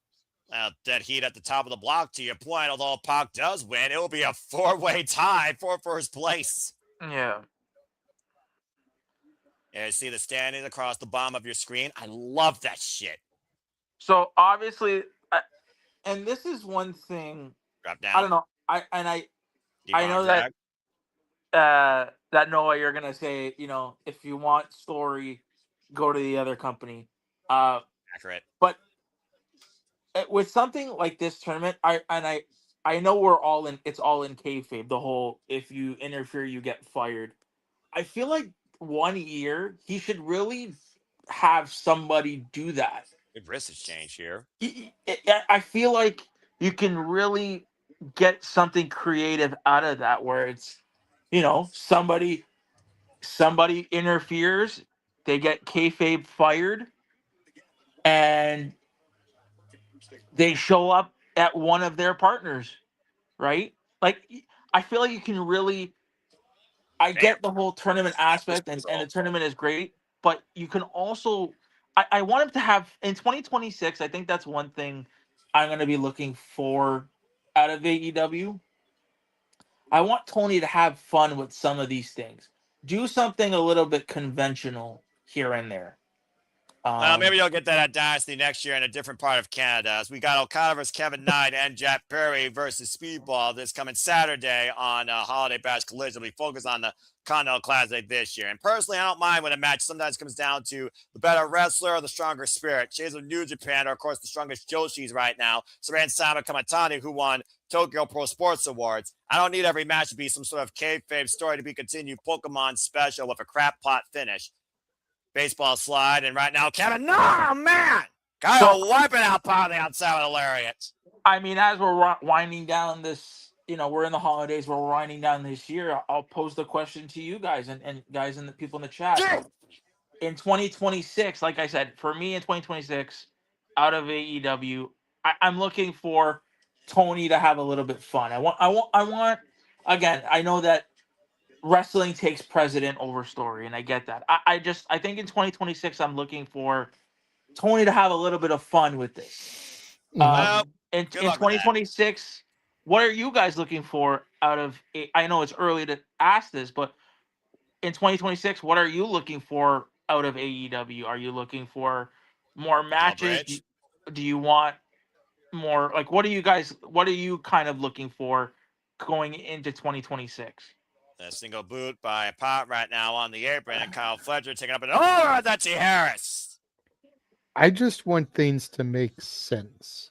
Okay. I feel that's been my biggest issue with AEW is that, and maybe it's because I don't watch consistently enough, but I feel like when I tune in, there's no coherency, no, consistency. Like, everything is just so all over the place. I used to make jokes that Tony Khan's booking was putting talents' names into a balloon, popping the balloons, and be like, oh, Mark Davis, John Moxley, you guys go have a match.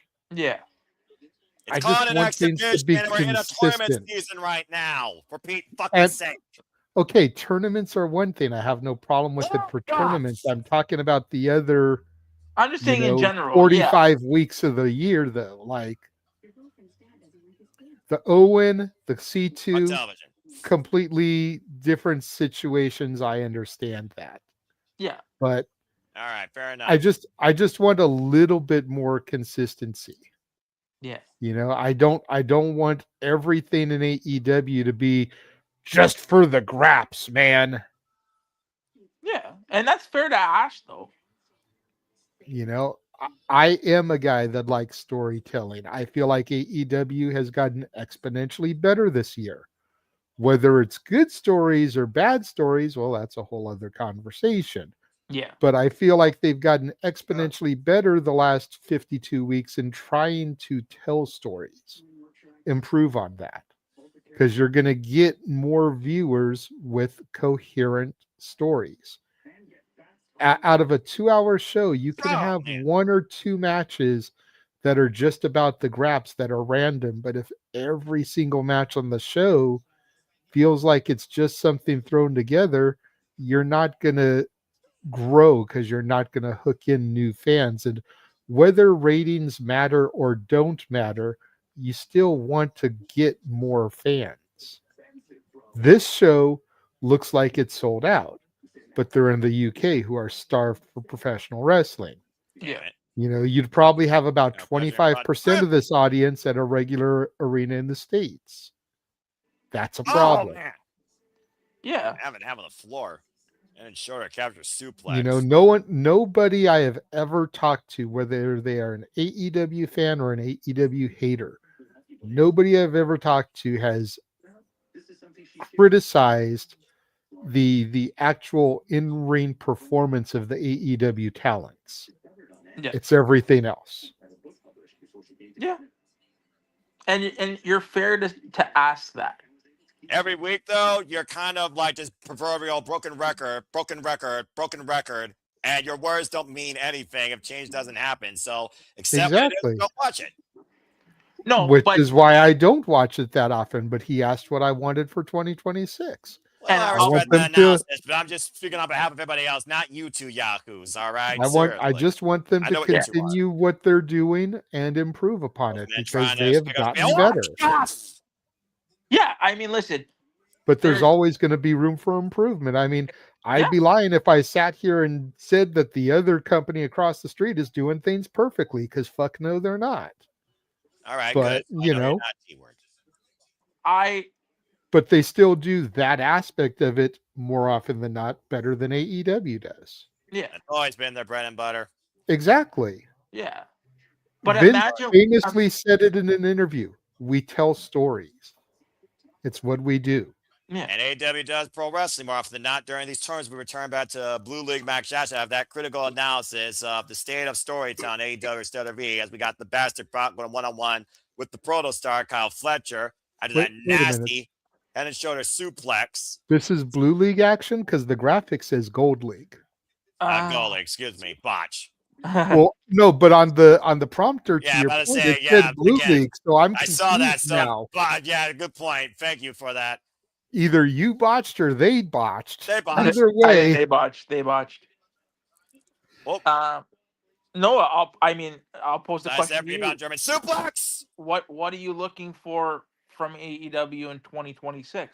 Make all your titles matter more, and don't have Mercedes when they always at the forefront. It's a no-go driver cover. No. The bottom line for me, I'm just looking for a stronger level of original home talent growth and showcasing the competition outside these tournament settings when it comes to proving your worth towards going after a title or forming a grudge that will make both men better in the end. Mark Briscoe and Kyle Fletcher have been one of those rivalries this year. We got him and that page and Swerve Strickland on the same page. MJF renewing hostilities with Day One Hangman, trying to get a new beginning from the man that ended his world and colliding for the first time with Swerve Strickland. And I look at these AEW Women's Tag Team Championship scene, and it looks like Mercedes Moné going after that crown. I necessarily don't need that. But I also look at the fact that Jamie Hayter, Chris Statlander, that's a fresh set for the AEW Women's Division that I'm really enjoying right now with Thekla waiting in the rings in her web. For me, I want to see more talent showcasing versus repetitive storytelling with the same players.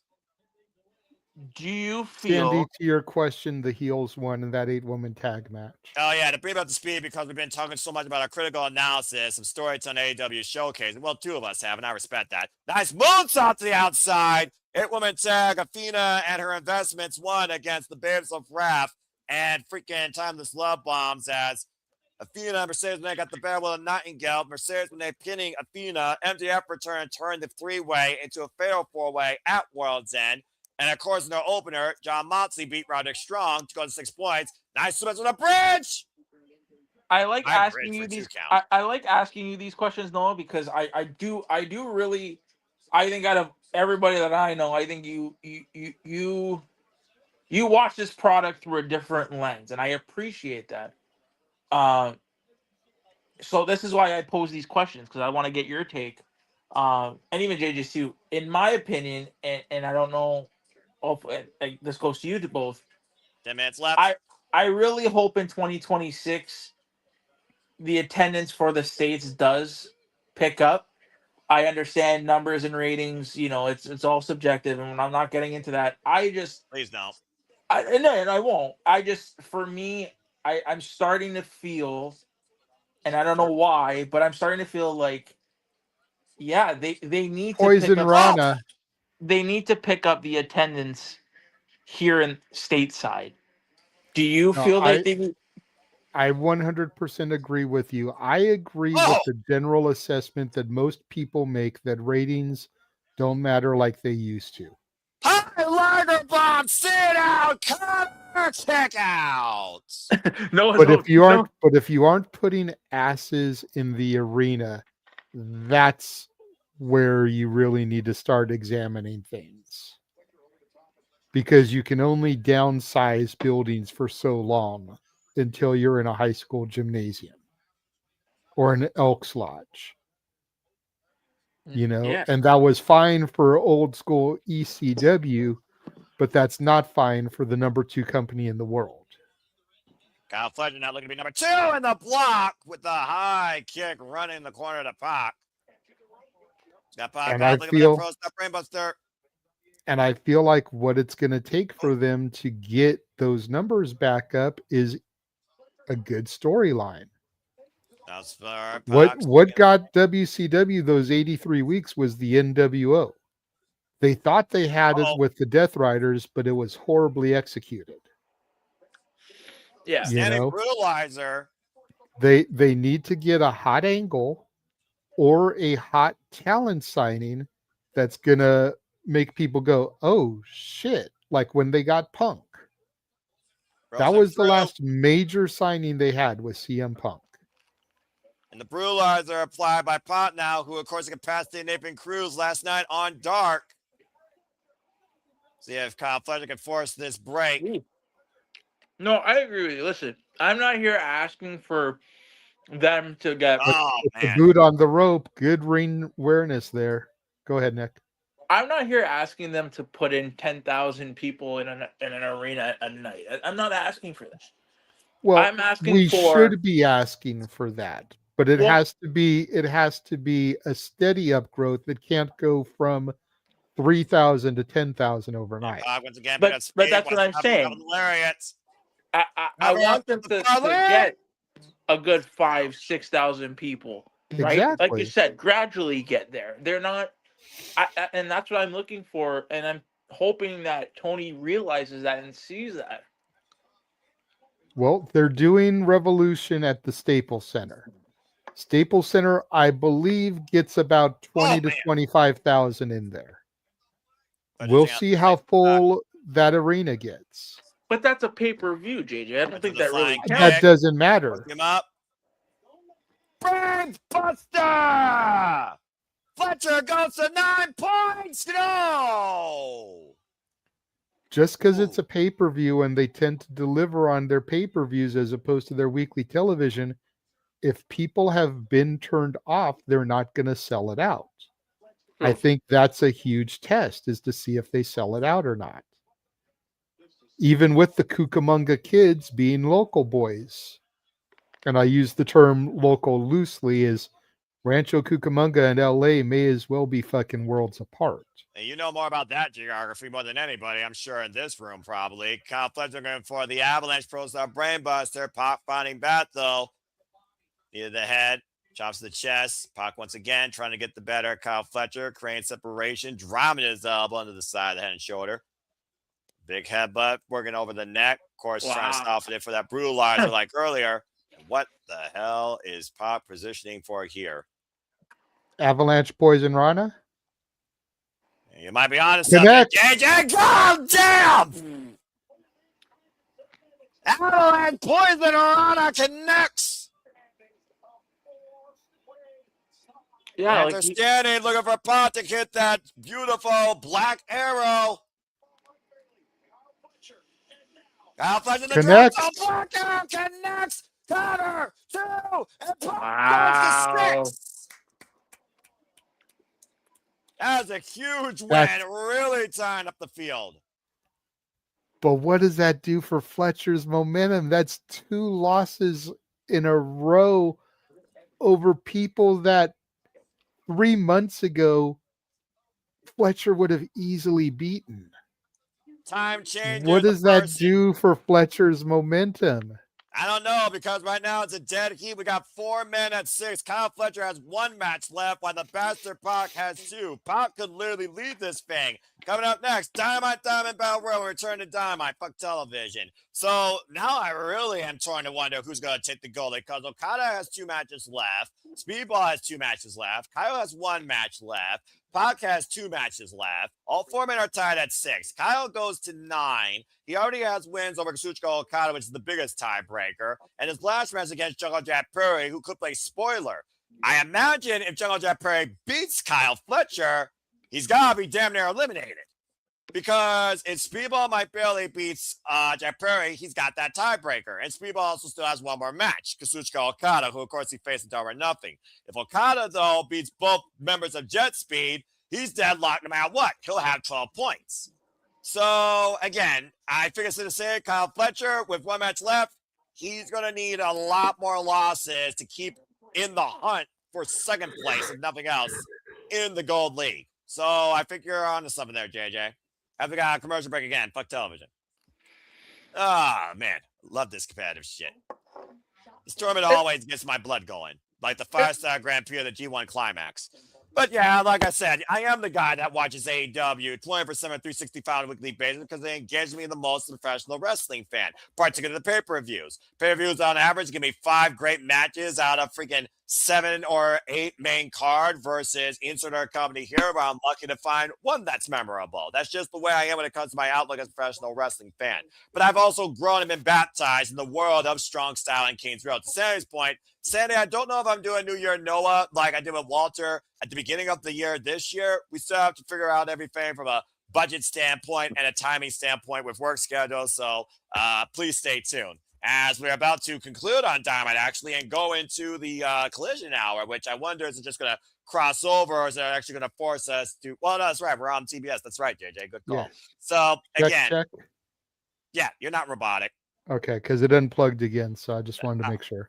Well, as long as you're heard, that's a whole nother thing. And Darren, WWE, AEW, HOG, TNA, ROH, NWW, wrestling company, insert name here, isn't everyone's cup of tea, but people enjoy it for different aspects. Like I said, both companies are flawed. I like WWE. Do I like much of their matches and their action, the PLEs? No. I love AEW. Do I love the in-ring wrestling competition? Yes. Do I think there's a lot of stories? Not really, but that doesn't bother me that much. And as far as TNA, well, Jerry's out to come Timu WWE. As far as NXT, it's not my NXT, but there's definitely a lot of promise there with Kendall Gray, Thea Hale, Ricky Saints, Obafemi, etc., etc. Again, congrats to her. But the bottom line, wrestling is for everybody, but depending on what you want from it, if you constantly desire it and you don't get it, don't let it underwhelm your fandom, or don't let it overwhelm your mindset. That's all I got to say about that. As far as I'm concerned, AEW still has my full focus. But to that point, though, what we need this company to grow as well, though, don't we? Well, yeah, obviously. You want freaking professional wrestling to evolve, you gotta want it to evolve across the entire landscape, not just one company's wallet. Have we got the competitors coming out here for the Dynamite Diamond Battle Royal? So what do you think, Noah, that it'll take for AEW to grow? I honestly don't know at this point. I feel like they found a comfort zone. They're kind of just going along with it. It's going to take something major to really get the publicity out there for AEW, where you got a figurehead that everyone can understand, relate to, and somehow can connect to. At the end of the day, I think about AEW, there's only one person that covers all those boxes. That is MJF. So it might just take more MJF on your screen, whether he's jaw-jacking or insulting your city or sports team, or whether he's wrestling once a month for the AEW Men's World Championship. Might take MJF back in that promising light, or more prominent figures on AEW, like Bobby Lashley, like Shelton Benjamin. I think it's going to take a unique setup in the world title pictures to really bring more people forward, especially when you're not trying to just bring professional wrestling fans. So I think it's AEW's focus, but casuals. Again, I don't think they focus on Joe Schmo from Kokomo Unless you want Ricochet on the friggin' main event banner. But, it's a whole different hindsight. It really comes down to what do you want wrestling to reach out to? Everybody or the focus fan base? In AEW, I think it's the focus. And I think that focus has a certain reaching point. And once AEW realizes that, then maybe they'll expand beyond that. That's what I think. But again, I'm only one fan that enjoys what I see from the product. But I want to continue to flourish and expand because I love AEW. And I think AEW is only good for the wrestling business. Again, this is Elbow top rope battle royal. Both feet have to hit the floor. So from, I don't know if y'all are getting the same thing that I'm seeing. So it seems like Max relinquished that Dynamite diamond ring. I'm about to say he's held it for 6 damn years. And considering he already had a men's AEW World Championship, that would be the definition of redundant. They had to draw the line somewhere. Yeah. So we're getting a new winner. You got Sean Benjamin, you got Max Caster, you got Mark Davis, you got Luchasaurus, you got Anthony Bowens, who's been stuck in mid-card hell. You got Gates of Agony, you got Ricochet, Bishop Khan, Toliona, you got Brody King, who I've been waiting to see really get a big chance as a singles star, if not for a singles championship. Hasn't had a chance since Kazuchika Okada, of course, for the Continental title. And Bandito has been many people's Wrestler of the Year. And again, that chant is way too wordy. I'm just going to put it out there right now. That chant is way too wordy. So this is everybody in here? Yeah. Yes. As far as right now, I believe. So my money is on Brody King. As maybe the Acclaim can finally become acclaimed again, because the Acclaim was always stronger together as a duo versus singles. Yes, this is everybody in the match because the bell did ring. And again, Battle Royals are, of course, for other people to get opportunity. And Ricochet just threw Max Caster out of the Battle Royal. And Ricochet went in between the bottom and middle ropes. I mean, Battle Royals, at the end of the day, they're always a catch-all, all right? You don't expect nothing major from a Battle Royal. It's not the Casino Gauntlet. So I'm not surprised that you have the, let's call it what it is, extras here, and then you have the Hurt Syndicate. But the Hurt Syndicate's also been in this long-standing feud with the freaking Demand, Ricochet and his cronies. Well, you don't have the Hurt Syndicate. You have Shelton Benjamin. Bobby Lashley is out injured. Yeah. Oh, okay, that's a fair point. And Josh Alexander. I don't see MVP in there, so right. It's literally just Shelton Benjamin, which I'm hearing Lashley might be out for quite a while. What happened? Oh, I don't know. It's news to me. But give me fucking Benjamin and Alexander as a tag team, kind of a modern day world's greatest tag team. Click, click, boom by Ace Austin. Ace Austin, who already had a chance. Goodbye, Ace. Well, never mind. I was going to say previous X Division champion had a chance to challenge for the Unified Championship against Ricochet. That was actually his first match, by the way, but lost that. And Benjamin, I think we get Bandito winning this match. Yeah, you think? Well, Bandito's still being our world champion, though. To be fair, so I mean, but him versus MJF, he did try to rip Bandito's mask off at All In, so there is that. You might be onto something there. Try to knock him to the floor, and somehow Anthony Bowens is able to knock Ricochet up to the floor and set up and over. There goes Bowens. I feel like it will be a babyface versus heel dynamic. So I could see that, honestly. I could see that. I mean, you know what? I think this may come down to both members of Brodito. I really think so. That would be. Hey, listen, that would be for a shot at the AEW World Title. And then I could almost see Bandito in the end giving it to Brody because Bandito is the Ring of Honor champion. Maybe not. That gives Brody an opportunity to challenge for the world title. But you know as well as I do, JJ, it's every man for themselves, all right? Well, right, but I'm just saying, like, the last two have to go one-on-one. I don't mean, like, just handing it to him. Yeah. But I could see Brodito, like, tapping out, surrendering to give his partner the opportunity because he's already a world champion. He doesn't need both belts. No. But if Brody can challenge for and win the AEW championship, then both members of Brodito would be world champions. And I don't think that's ever really been done before. Not to my knowledge, as far as Ring of Honor and the AEW Men's World Championships go. Speaking of championships, we still have the AEW Tag Team Champions Alliance. FTR defends them against the Bang Bang Gang. I do, though, would have liked to see a little bit of a surprise entrant in this Dynamite Diamond Battle Royal. I didn't expect that, honestly. The Dynamite Diamond Battle Royal has always been inside AEW only, with those that really aren't involved in anything major. Well, I mean, there's a big bad Keith Lee still sitting in the wings saying that he's ready to go. I don't know, honestly, if Keith Lee will ever be fully ready to go at this point. Seriously. Well, there goes Bishop Khan and Bandito. There goes Ring of Honor. Bandito line says Brody canceling on taking Shard down. You were saying Bandito. Oh, I don't have. ...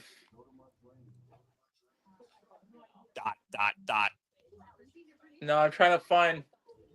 I don't know if my. Okay, it's still on this channel. Never mind. What the fuck are you doing? Oh God! Ricochet turned inside out by Luchasaurus. A headbutt. What happens when a dinosaur headbutts a walking weapon? There you go. You knock off the walking weapon's headgear. Well, I mean, Swerve did that with a freaking house call. Jesus! Bandito getting up in the air and the freaking lights. Okay, I want this match. Shelton Benjamin and Luchasaurus. Shelton Benjamin, who doesn't freaking age, it seems like, renewed in a fountain of youth when it comes to his pro wrestling expertise. Such an underrated athlete. I don't give a fuck what anyone tells me. Forgotten member of that class of 02 that everyone always refers to. It's ridiculous, right? He probably had more collegiate background than Brock Lesnar and John Cena. As we're back here now with Mark Davis and Brody King, the meat division in play. Again, the Dynamite Diamond Ring final will take place next week, 6 p.m. Eastern Standard Time on AEW Dynamite 34th Street from the Hammerstein Ballroom in New York City. The three big men right now, Brody King, Mark Davis, Sheldon Benjamin, Jesus! Nice German suplex, choke slam by Luchasaurus to Mark Davis. And Ricochet caught out midair. What are we doing, Ricochet here? We're going to play shot put, or what we doing? Pop-up choke slam. God! Great teamwork here between Luchasaurus and Shelton Benjamin. Gotta wonder if Jungle Jack Perry is getting jealous. Well, Josh Alexander just wiped out Shelton Benjamin as Luchasaurus wiped out Mark Davis, and Josh Alexander just wiped out Luchasaurus, so your jealousy conversation might have just gone to the wayside. And we're down to, I think, 4 men. No, I don't think so. I was say Brody King, Josh Alexander, Ricochet, totally. Oh, you're right. The Gates of Agony were not eliminated. I completely forgot about them. 6 men left. Which this all goes 3 to members of the Demand are in there, as well as Brodito and Josh Alexander. So this plays, you know what, though, then JJ, this plays into what you just said. Having both members, I would not mind having both members of Brodito be the final 2. You very well might get that idea if the Demand doesn't command the field here, but something has to give with these 3 men all involved. Big Boot turns Bishop Khan sideways, sidestep to Total Leona. Brody King taking down Bishop Khan. Ricochet looking for a reprieve, unaware of what's happening. Bald idiot. And Ricochet. Fighting was in full control. Brody King with Ricochet up on the shoulders. A defiant driver to Total Leona in the corner. And Josh Alexander hoisted up by Brody King. Brody King, of course, previous participant in the Continental Classic as well. Going for the ankle lock as Josh Alexander, of course, coming off that loss for Strickland last week on Collision. Trying to put his name in the hat towards the AEW Men's World Championship. At least he's finally doing something non-dog house fan. Well, never mind. Nice monkey flip assist by Bandito, sending Josh Alexander to the outside. Josh Alexander eliminated. Brodito still fully in this match. Meanwhile, Ricochet ran over by a double-decker bus against the barricade. Whoa! And Toliona with a T-bone collision wiping Brody King up over the barricade. Right now, Bandito and Bishop Khan, the only 2 men inside the ring, while there are 3 men still involved in this thing outside the ring, down to 5. Bishop Khan to the corner, up and over goes Bandito. And Perez are close to being eliminated there. And the fireman's carry, holding on for dear life. Most wanted man that will never say die. Keyword die, not the other 2 words that most people know someone was. The Toliona, though, And Brody! Oh. Out himself and Toa! Saving his brother! Well, so much for that. Only 3 men remain, and 2 of them are part of the demand. Gonna be Ricochet and Bandito. And I don't like that. Yeah, I'm about to say, it's kind of one of those things where it's like, well, there's that. And now, you can only hope that Bandito wins, but let's see if we're surprised if Toliona somehow surprises us. Don't think it's going to happen, but still. Bishop Khan out, but... So with the way that Toliona has Bandito... Oh, never mind. Why do you say names being eliminated, JJ? There's your final 2, folks! I was going to say, what happens if Ricochet comes over and dumps them both out? Then I imagine that he would have won tonight. Well, there you go. Next week, Bandito, Ricochet, one of these 2 men going to maximum cards to challenge for the AEW Men's World Championship against either Swerve Strickland, Hangman Page, Samoa Joe, or MJF. And I didn't like that result. Because both men already have championships. Yeah. And Ricochet just got his, so he should be focused on establishing his own instead of challenging for the world title. Makes his own insignificant. Yeah, well, I'm about to say, how many times have we seen a mid-card title alongside a world title here in this wrestling business? Very few. But this is a new championship that you just debuted. Yeah. It's, I don't... It's like, congratulations, you're the inaugural national champion. Oh, just kidding. We're going to give you a title shot for the world title because that belt fucking sucks. And we stole its concept from the NWA. Well, but they say it's their own concept, apparently, JJ. Let's not forget that. That's a whole different conversation. But yes, JJ, everybody with a brain that knows professional wrestling knows that's not. So thank you, Captain Obvious. Now book me a hotel as we now transition from AEW Dynamite into Collision. And continuing forward with the Continental Classic. Look back at John Matsu again. I do wonder to stay at that left leg. Jeez, oh, peace. I like the Continental Classic too, personally. And are we going to get overrun on Collision? Is it going to be an hour? Is it only going to be the remainder of the hour? No, it's just an hour. Well, but my point, Nick, is it's starting at 10 after the hour. So is it going to go to 10 after 8, or is it only going to be for the rest of the hour and go till 11 o'clock Eastern, 8 Pacific? I'm betting on 11:15 because I guarantee you the main event's going to be the AEW World Tag Team Championships. That's my guess.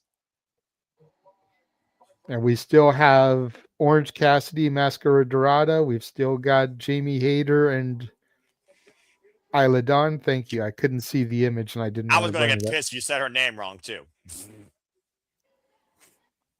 Anyway, have we got a moment to breathe? It's John Moxley talking about people becoming monsters like Kyle O'Reilly. I hate to harp back on what we were talking about before, but it's decisions like that that I hope in 2026 Toni changes his mindset. Maybe it should think that Bandito will lose the Ring of Honor World Championship sooner rather than later. He's more than proved his worth to be AEW Men's World Champion material, considering what he's done with the Ring of Honor World Championship in and out of AEW, ROH, CMLL. But they're not going to have a major show between now and then. No, I don't know what Supercard of Honor is going to be, but yeah. Well, it's not going to be before January 14th. Well, wasn't Supercard this year at like September? It was in the summer, I think, in Texas. As we welcome everybody in to continue coverage. Yeah, it was around the same time as All In. It was the same weekend. As we get ready for more Continental Classic action with pixelated Titantron, freshly squeezed Orange Cassidy. That Titantron still fucking cracks me up. I was going to say, I'm glad you pointed out that that's pixelated because I was about to be like, let me get a lens cleaner for my glasses. Jesus Christ. It's been a minute since I've seen an Orange Cassidy entrance. I didn't know he had changed his Tron like that, for fuck's sake. I'm almost 50 years old. I have a strong-ass prescription. I was not prepared for that. You weren't prepared for that at all, were you? I love it.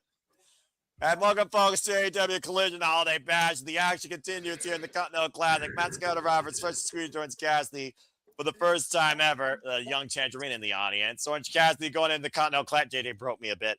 Orange Cassidy. Damn it. Orange Cassidy right now with 3 points. Fuck you, JJ. Máscara Dorada also at 3 points. Máscara Dorada going into his third match. Orange Cassidy going into his third match as well. Both men trying to get a step ahead of Jon Moxley here. And, of course, both men far above Roderick Strong. Trying to look for second place or the tie for third place. Excuse me. Fuck me. Oh, my gosh. Again, folks, Continental Classic for those that are tuning in just now. These matches, 20-minute time limit, 3 points for a win, 1 point for a draw. Everyone's banned from ringside. And, of course, Máscara Dorada is currently World Trios champion still, alongside Sky Team. Anyone gets involved here are fired or banned from AEW. This has been the integrity that has kept since the inception of the Continental Classic.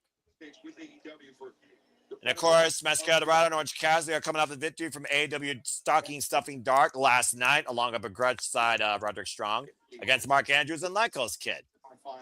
Should be a good mutual one-on-one bout here. Blue League match. They got the graphic right this time. The reigns were underway for this contest.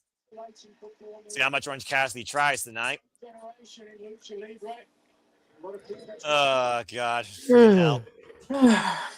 I like this. I got a chance to breathe because I know Orange Cassidy's going to take things slow. Because Orange Cassidy is not a luchador, for those that don't know. But 3 points are on the line here in the Continental Classic. Again, top seed of the Blue League face runner-up of the Gold League. Top seed of the Gold League faces runner-up of the Blue League in the semifinals, which will culminate in our finals. The winner of those two matches, all at World's End, December 27th. What? Sorry, say that again, Noah. I don't. I think it's the other way around. Top seed of the Blue League faces runner-up of the Gold League. Top seed of the Gold League faces runner-up of the Blue League. The winner of those two matches will be our finals in this year's Continental Classic, just like last year. All at World's End. And, of course, Orange Cassidy and Máscara are both in their first Continental Classic, by the way. See what happens here with these two men. Máscara, of course, coming off that great defense of the Trios Championships, of course, at Wrestle Dream. And coming off a WTF win for some people against Claudio Castagnoli, current CWL World Champion, might I add. And there you see the graphic, Nick, to further confirm what I just said. Also now at AEW World's End, Chris Statler will defend the AEW Women's World Championship against Jimmy Hayter. And we have a fatal four-way for the AEW Men's World Championship, thanks to Maxwell Jacob Friedman adding himself, pen to paper on his own contract, against Swerstrom and Page Samoa Joe. I'm gonna need a minute. Nice arm trying to take over there.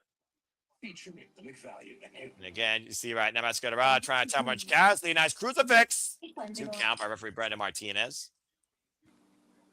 And of course, World's End folks will be exclusively on pay-per-view, HBO Max. We'll be covering in some of the studios, whether it's me, Ash, Nick, Walter, Solo, 4-2, don't know. We will be covering that here December 27th. Please stay tuned. Shout out to Nigel McGuinness now on commentary. UK legend in his own right. Former Ring of Honor World Champion. Last Ring of Honor Real World Pure Champion. That match with Lee Moriarty was so fucking incredible. Deep on drag. I apologize, Nick, for what you and Walter had to do that Friday night. The trios match here. You go look more at the review, folks, on the Saturday Shenanigans. Stay tuned for the Saturday Shenanigans. Weekly Marvel Conversation Wrestling Matters. Sold by Reg Wrestling. JJ wins this Saturday. Stalemate in the early going here. Orange Cassidy, Máscara Dorada. As this action continues on Holiday Bash and Wrestler Clyde Picture in Picture. Fuck television as both these men are tranquilo. Finally. A chance to breathe. Oh, man. Again, thank you for those that have tuned in. Let's not forget that this weekend, this Shenanigans is Noah's favorite time of the year, as it'll be our 4th annual Christmas karaoke. Always got to find a way to piss me off. But that's all right. If I'm not pissed off sometimes, I'd be happy all the time. And Lord knows that's impossible. Máscara, Dorada, Orange Cassidy right now. And Máscara, Dorada looking for a submission hold here. Modified abdominal stretch. While everyone else is spending stupid, absurd amounts of money on lame brain Christmas gifts.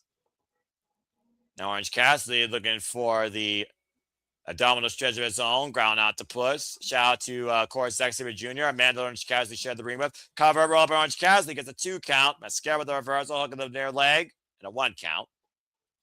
Both these men job position here. I like this even stalemate so far. I still go back and rewatch Zack Sabre Jr. versus Orange Cassidy as well, because who knew that Orange Cassidy and Zack Sabre Jr. would be such a techers challenge for both men? I do wonder what Zack Sabre Jr. is going to be doing next year, considering he lost the World Tag League, by the way. Oh, no, I took that back. He and Rio won the World Tag League. While your girl doesn't watch tournaments, shout out to our other half of the Canadian connection, our Canadian friend Ash. Shout out at Dash. Follow her, folks. Don't be a dickhead. Stay tuned for her and I to give a preview of Wrestle Kingdom 20. And, of course, the biggest fan that you will ever know of the Techers, our Canadian friend Ash, who is hard at work right now because the world of retail is a nightmare at this time. God bless her. I remember those days. Orange Cassidy with the Romero special. Máscara Dorada seated in it, though. So not as much pressure applied on the arms allows him to free the grip. Now picking the sneaker of Orange Cassidy. If I was going to go for an ankle lock there. And an accolade applied. Camel clutch. Shout out to Miro, former TNT champion, or Rusev, for those that, of course, know his name. And again, thank you all for tuning in. Please subscribe, comment, tell a friend. We do this for all the biggest shows, pay-per-views across all professional wrestling, WWE, AEW, TNA, ROH, NJPW, NXT, HLG, GCW, JCW, and other promotions to follow. Collision is always like a slow afterburn in the third hour, though, on Diamond. I'm just saying. I'm just waiting for Jamie Hayter and Isla Dawn to hit hard. Legit. And I'm waiting even more to see who hits harder at World's End. My 2 favorites in AEW Women's Division going one-on-one for the AEW Women's World Championship. Let's fucking go. And speaking of Women's Champions, stay tuned for our coverage of New Year's Eve next year, where JC Jane will defend her NXT Women's Championship against Kendall Gray, this year's Women's Iron Survivor, the current Evolve Women's Champion. Speaking of people that can have 2 championships. As we're back here in Blue League action, at least I got that fucking graphic right. Orange Cassidy, most notably known for his incredible AEW International Championship run of practically near 25 defenses in the first run. Handstand, arm drag escape. Very nimble, Máscara Dorada. Master of the ropes, as of course he's known. Every step of the way, Máscara Dorada is coming Orange Cassidy trying to engage his pockets. With palm strike. It's like Orange Cassidy's freaking hidden power. Dorada still the kind of night. Jamie Hayter versus Isla Dawn and the AEW World Tag Team Champs be on the line as the Bang Bang Gang to take on FTR. Grabs the wrist and oh, give me a break. Slop style engage. The most lethal open palm strikes. Whoop. Oh! Soul Food now step up to the top rope. Orange Cassidy actually going safe. That's probably a wise move considering what happened at Saturday night's main event. Trying to show his own bounds in between the ropes here. And one hand in the pocket, Orange Cassidy engaged. And the other one's giving a Greco-Roman knuckle lock. And both hands in the pockets, Orange Cassidy fully engaged. If I was that capable without my hands, just always in the pockets, I swear. And now Orange Cassidy with the arm drag, literal arm drag, drop kicking a kip up. Taking it out to the floor. If you ever heard of a man that couldn't wrestle with their hands, Exhibit A, Orange Cassidy. And it looks like the fans was Orange Cassidy that dive to elbow suicida denied by Máscara Dorada with the Tiger Feint kick from the bottom rope. Now Máscara Dorada looking to dive and drive an Orange somewhat in the corner of the announce table. Orange Cassidy looking for his own Tiger Feint kick. I don't know what area code we're in. Tilt-a-whirl backbreaker. The area codes, by the way, are a whole different breed in the UK. I'll tell you folks that right now. Máscara Dorada with the ring shooting star from the air to the floor, Orange Cassidy. Good grief. Máscara Dorada, again, been wrestling for only 4 years, I might add, at 23 years of age.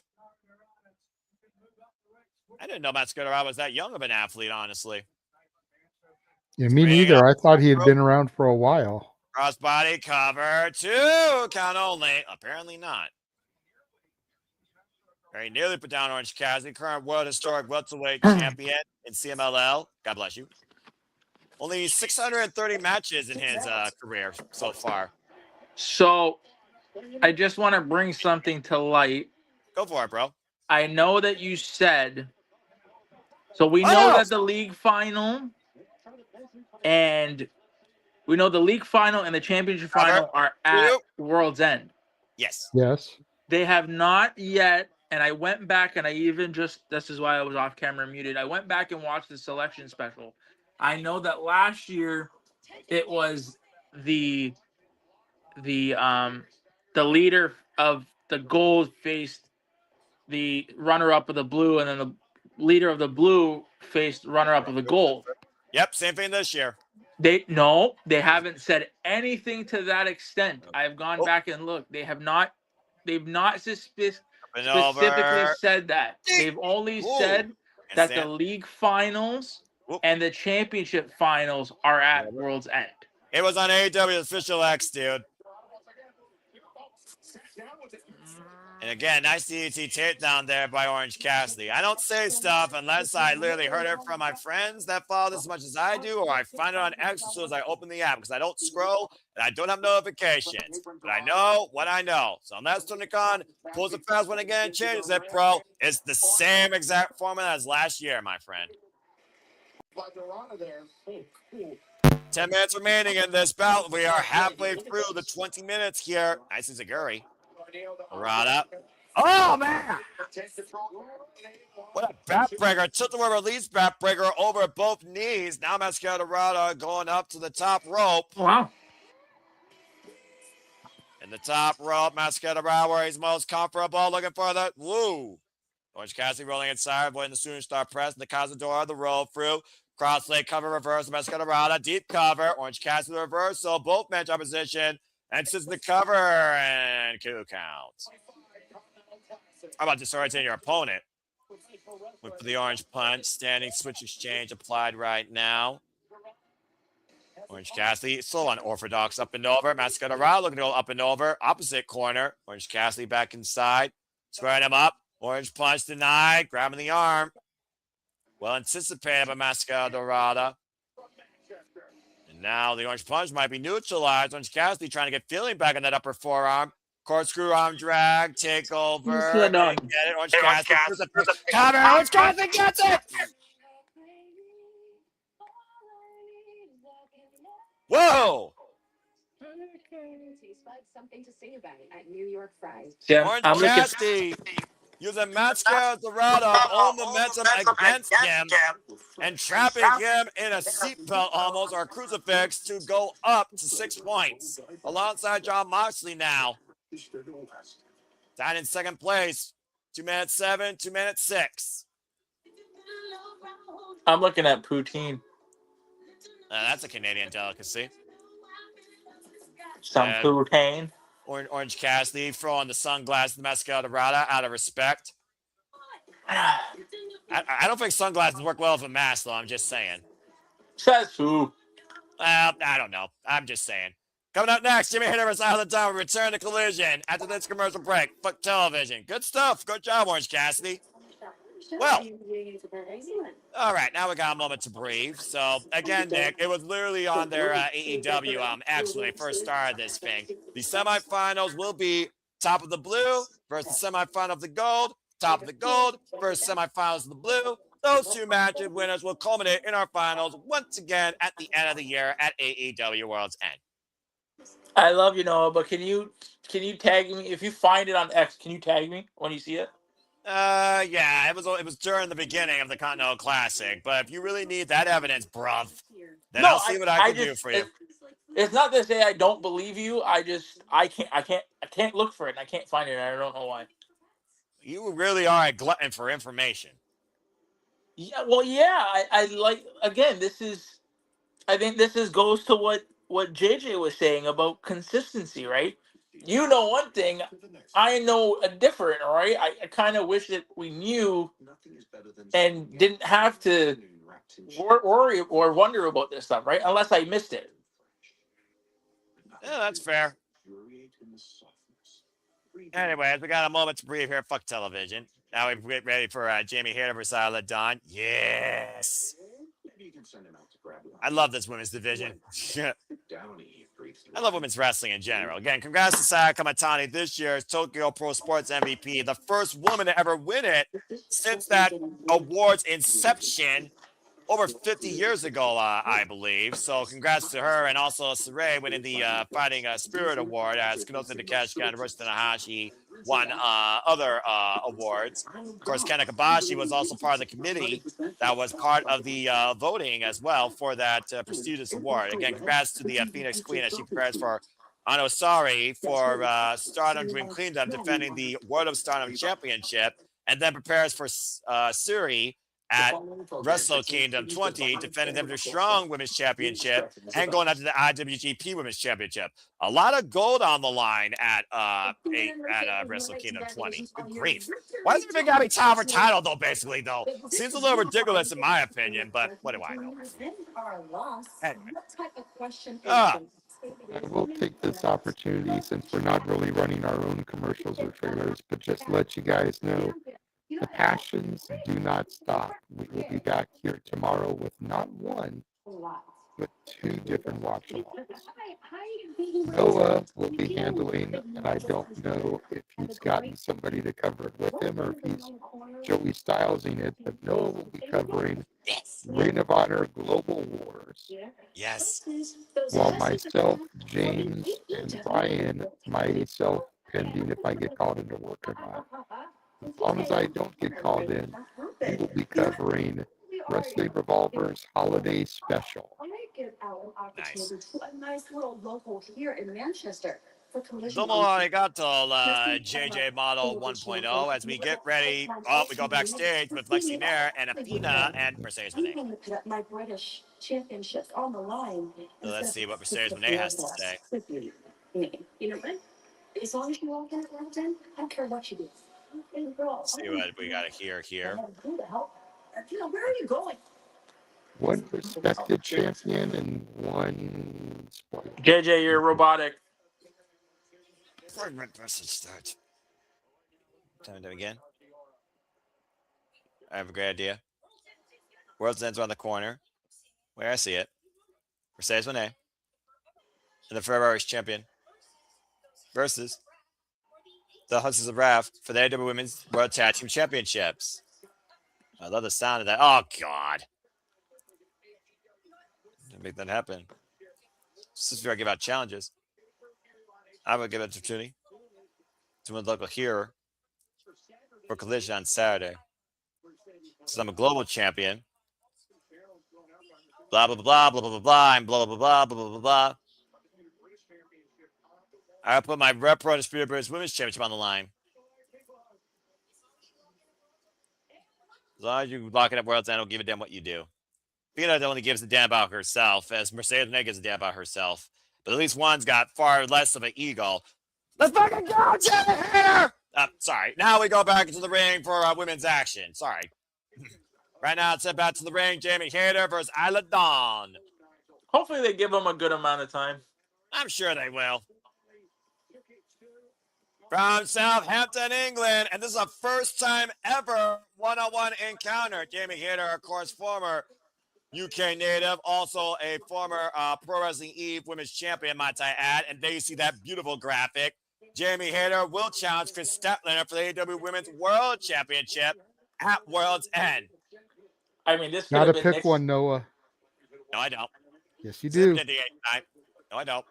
Yes, you do. I'll mention later. Nope. I mean, this could have been Nixon Newell's spot.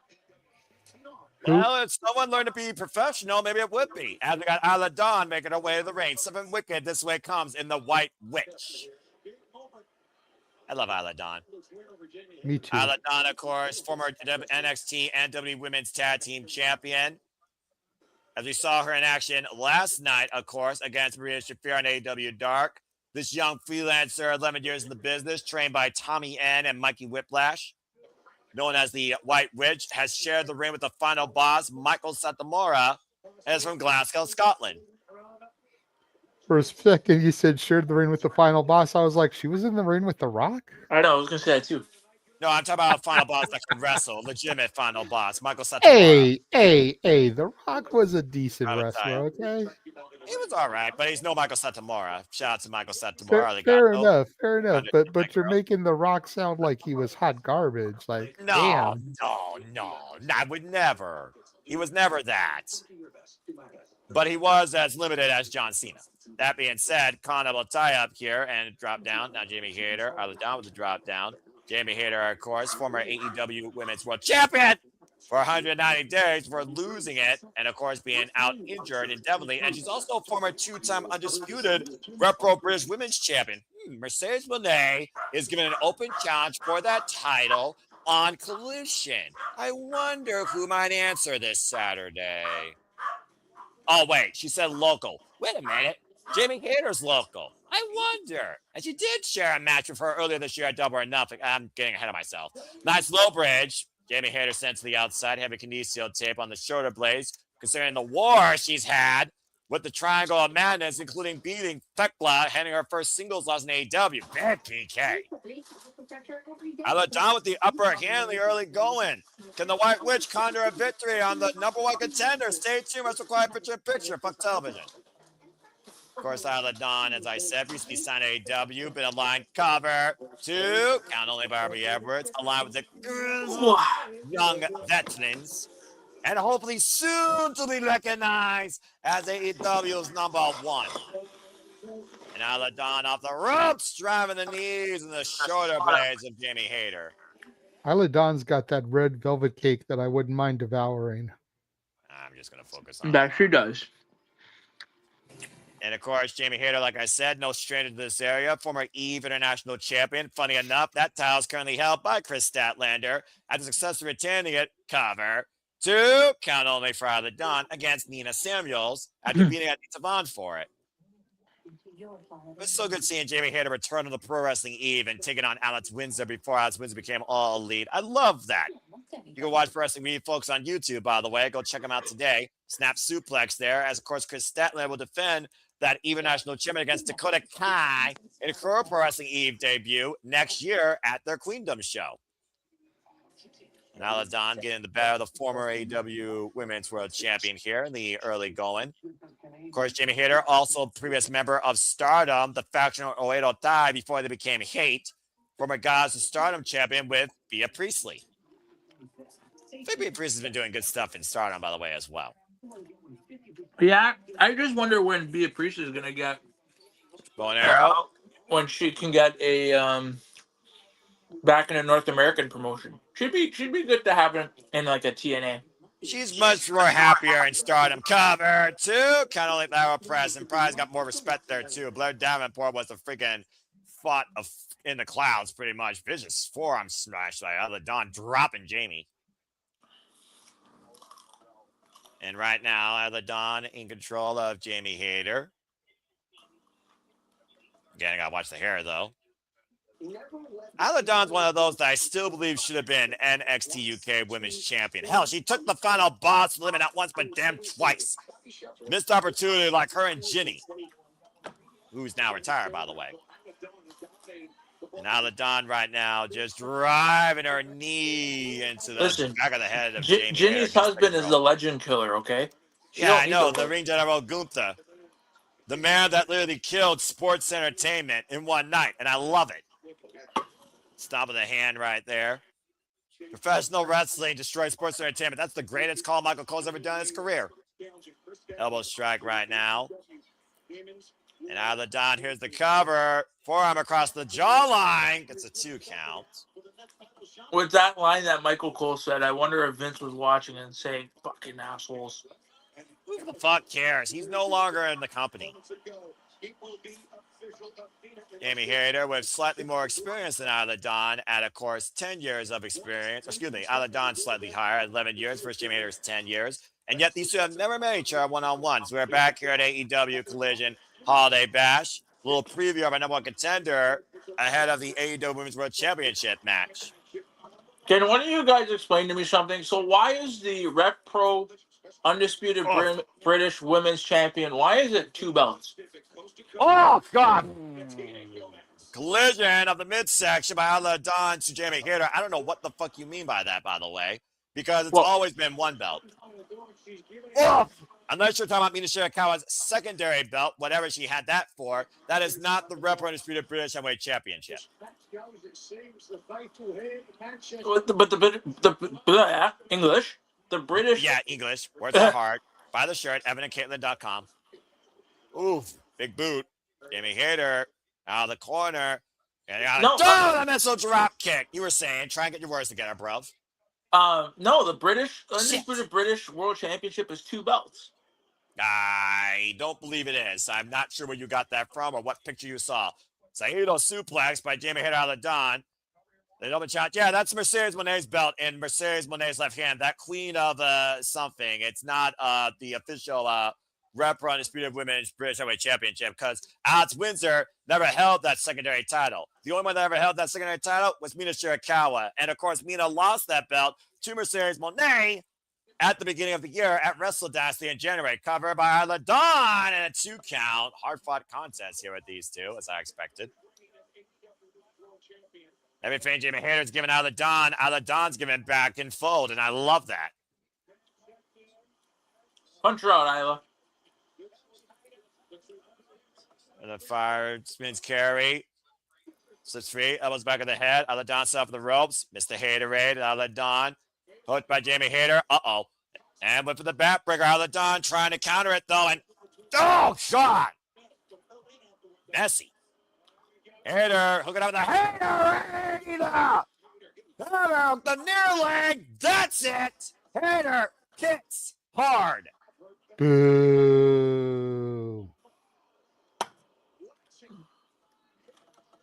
Jamie Hayter doing what she loves, and that's fighting women in the UK, preparing for Chris Statlander at World's End, looking to capture her second AEW Women's World Championship in fine retro fashion.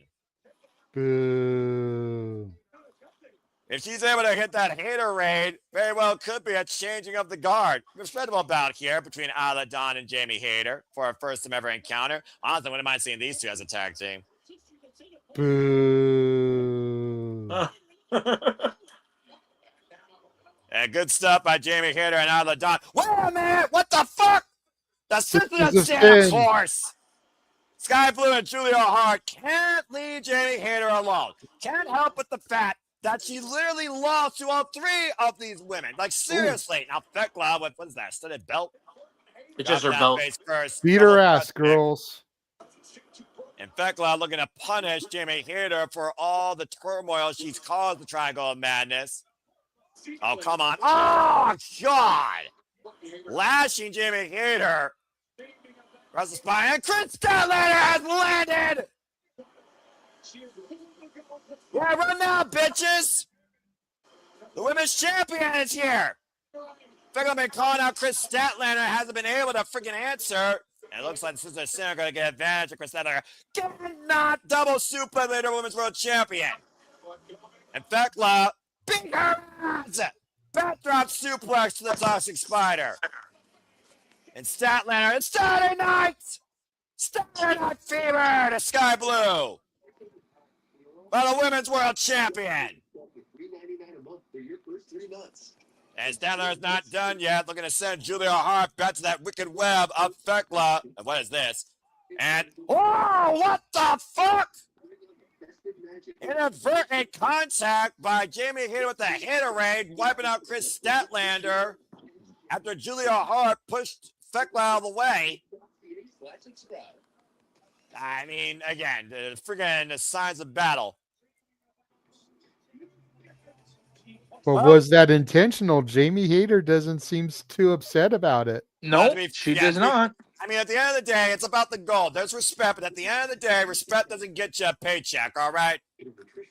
In 10 days' time, we'll see who hits harder and deserves to be the face of the women's division as Chris Statlander gets dropped tonight with some inadvertent haterade by Jamie Hayter. But our main event coming up next for AEW World Tag Team Championships. FTR puts the title on the line against the Bang Bang Gang after this commercial break. Fuck television.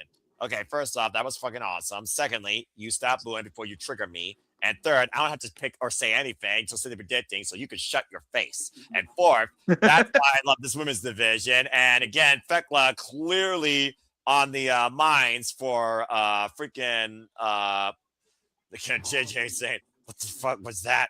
JJ on the hates this outcome. Yeah, subtly, he didn't freaking let his words be minted. Again, he's the analyst for a reason. He doesn't Jamie Hayter just went fucking Super Cena.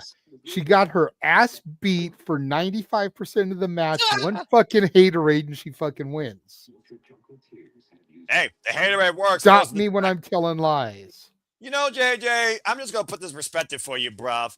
Sometimes a finisher only has to hit once, but it damn sure in this day and age of wrestling doesn't always have to be the case. It is what it is, bruv.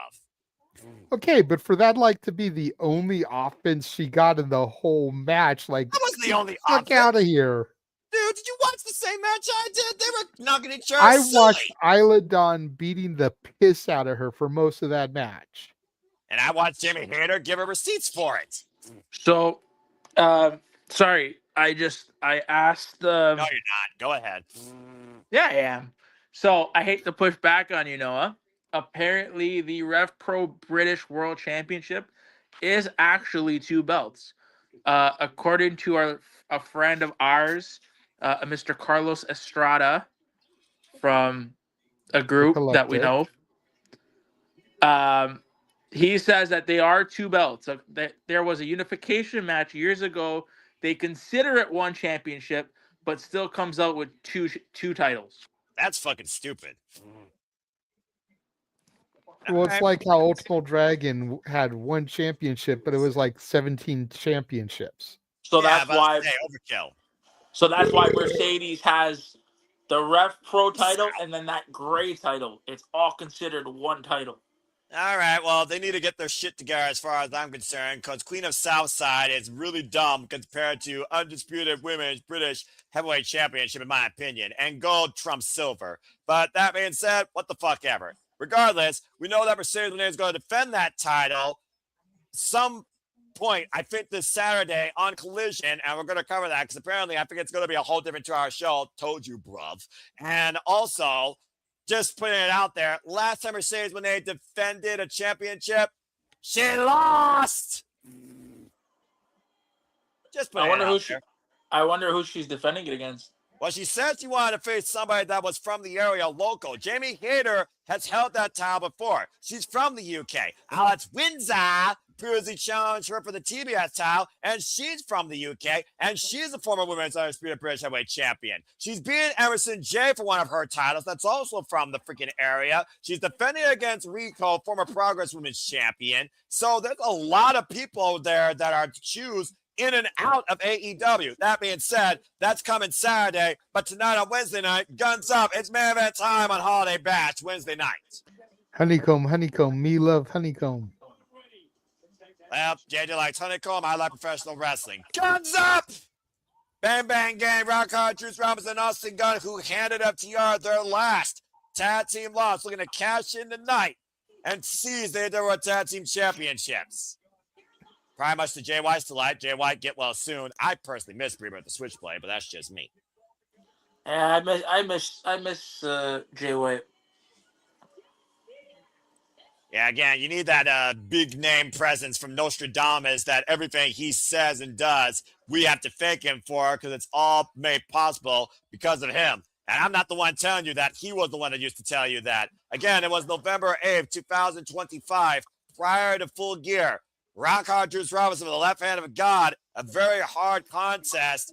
Call what you will. What matters is the result at the end of the day with the belt. But the Bang Bang Gang handed FTR a pinfall loss.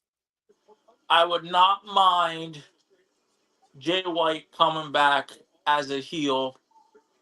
Turn the Bang Bang Gang heel and have him take the TNT title off of Mark Briscoe. Huh, the new face of TNT, Switchblade Jay White. That's a fair shout, actually. And there's Small Stoke, who came and get holes in the UK. He'll tell you that himself. Well, I feel like the Guns are not going to. I think they've positioned the tag team title. Look, the writing's on the wall. We're waiting for Edge and Christian to come back. So yeah, and look, I feel like that's everyone's hindsight's 2020. I think you're literally just waiting for the opportunity to arrive for itself. So I mean, you're not going to have. I wouldn't mind seeing a baby face CNC, putting over a young heel team like the Guns. I mean, the Guns are former tag team champions. Let's not forget, back when the As Boys were trying to get out of their father's shadow, it was literally the As Boys that were previous AEW tag team champions, who they lost them to. When it was Tyler's career, it was FTR. Of course, FTR in this newfound road of confidence, now 11-time tag team champions in their illustrious career, who have been the same two duo since NXT days of Black and Gold, might I add, who have literally revived tag team wrestling as traditional. Paying homage, of course, the Midnight Express, Rock and Roll Express, the Hart Foundation, the All Greats, the Steiner Brothers, you name it. FTR has assimilated them and used them to their own advantage, DIY included. Paul Turner hoisting up the AEW Men's World Tag Team Championships. Does Noah, does New Japan hold the trademark for Bullet Club? I want to say yes, because at the end of the day, it was Gato's original idea. Like, could you don't hear Bullet Club anywhere else. Well, the reason why I asked, because could theoretically, if Switchblade does come back as a heel, can he use the Bullet Club name? I would say that since he came in AEW, he picked Bang Bang Game for a reason. So I would say, well, no, at one point it was Bullet Club Gold. So I would still say, because it's New Japan relationship, I would say yes. I think this is where you draw the happy medium, considering the relationship on good terms with AEW and New Japan Pro Wrestling. Rocker Romero's and Tony Khan's own words. And of course, President Tanahashi. According to New Japan lore, wasn't Jay White kicked out of New Japan? Technically, yes. He lost a loser. So that may be why Jay White isn't able to use Bullet Club. Because it all could be some kind of interconnected story that they just haven't explained. Yeah, well, they say when you're Bullet Club for life. But I do see what you mean, considering it's always been the Bang Bang Gang, pretty much. Big shoulder tackle there by Austin Gunn. For those that are wondering where Tony Gunn is, he is still out injured. Tab man Juice Robinson. But this is what I'm saying. I think the Bang Bang Gang, it would be a good name as a babyface faction, right? I see where you're going with that, Nick. Yeah, because Bang Bang Gang sounds more fun, more, kid friendly, more, right. Babyface. Yeah. Whereas Bullet Club is, that's the group that wants to take over. That's the modern day NWO. And I think the world title scene right now, there are more talents in the world title scene that we need to get over before Jay White challenging for the world title. So I think a happy medium for that is him coming back as a heel and kind of taking over the TNT title. See, right? That is one place I'll push back, because Jay White should have been AEW World Champion already. I know. He just keeps fucking getting injured, and it stalls any momentum he builds. The AEW World Title picture needs him. Up and over. I'm tired. I'm starting to fall into AEW, the same thing that made me stop watching WWE when they were the only thing. I'm starting to get tired of seeing the same people in the title hunt. Well, I think I've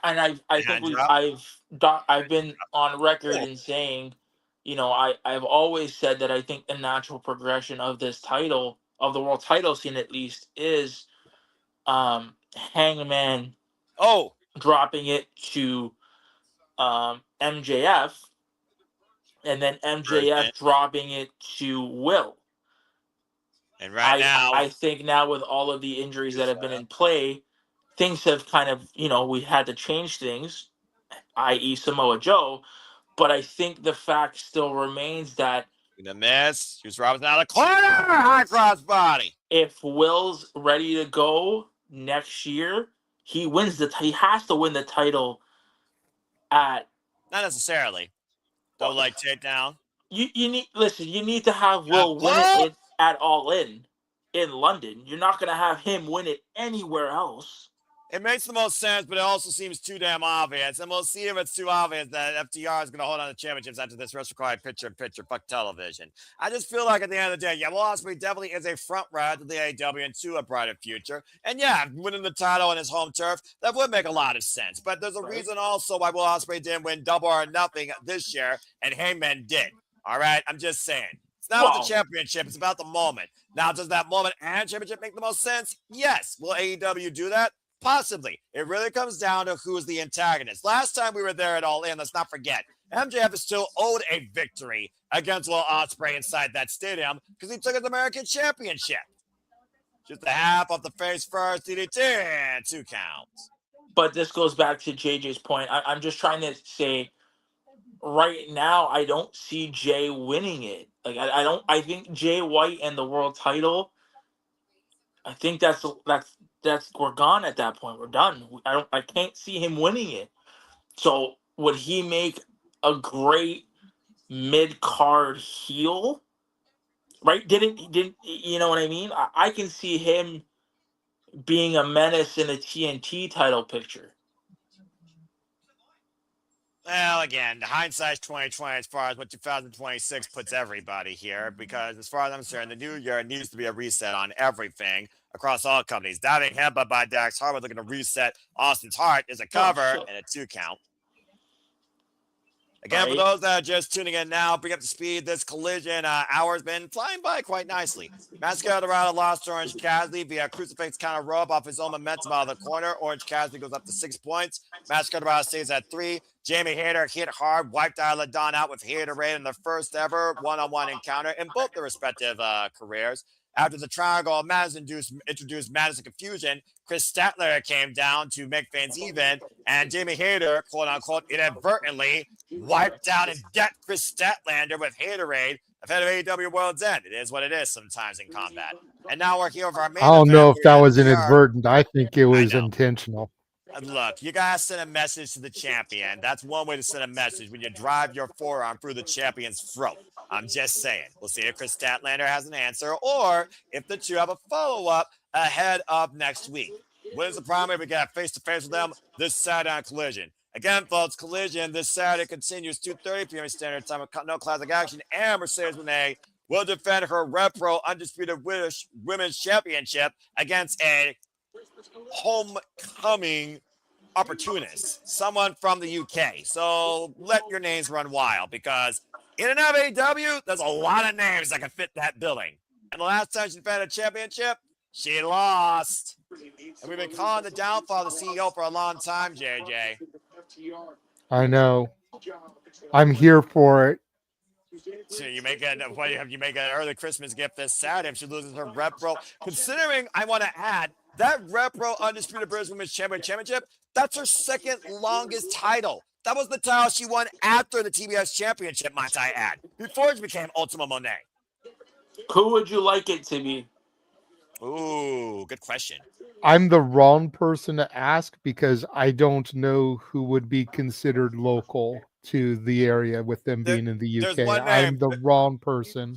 Well, a good thing I'm here, right, JJ, being the historian. And also stay tuned, folks. There's your World's End rig lineup. Next week, we got AEW Dynamite 34th Street on Christmas Eve, followed by a special Christmas Collision. Next week, Thursday, 8 p.m. Eastern Standard Time, 9 p.m. Eastern Standard Time. And then we got the World's End 0 Hour for conversation. You watch AEW social medias or HBO Max. Well, actually, it looks like HBO Max might even have it. And, of course, World's End will be 8 p.m. Eastern Standard Time. Of course, on pay-per-view, we'll be covering that. And Sleeping Predicting officially now, folks, 10:30 p.m. Eastern Standard Time next week, Friday night. Stay tuned for Sleeping Predicting World's End as the conclusion of the All Elite League for 2025 is ahead.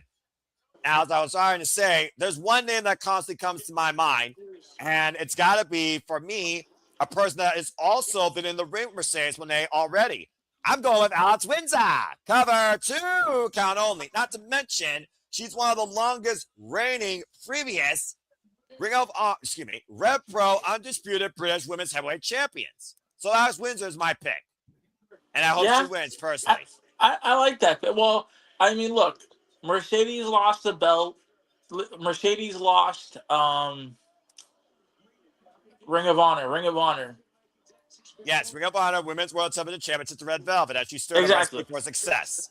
So she's if we're going by that loss, it looks like the losses that she's gonna give are to younger up and coming talent.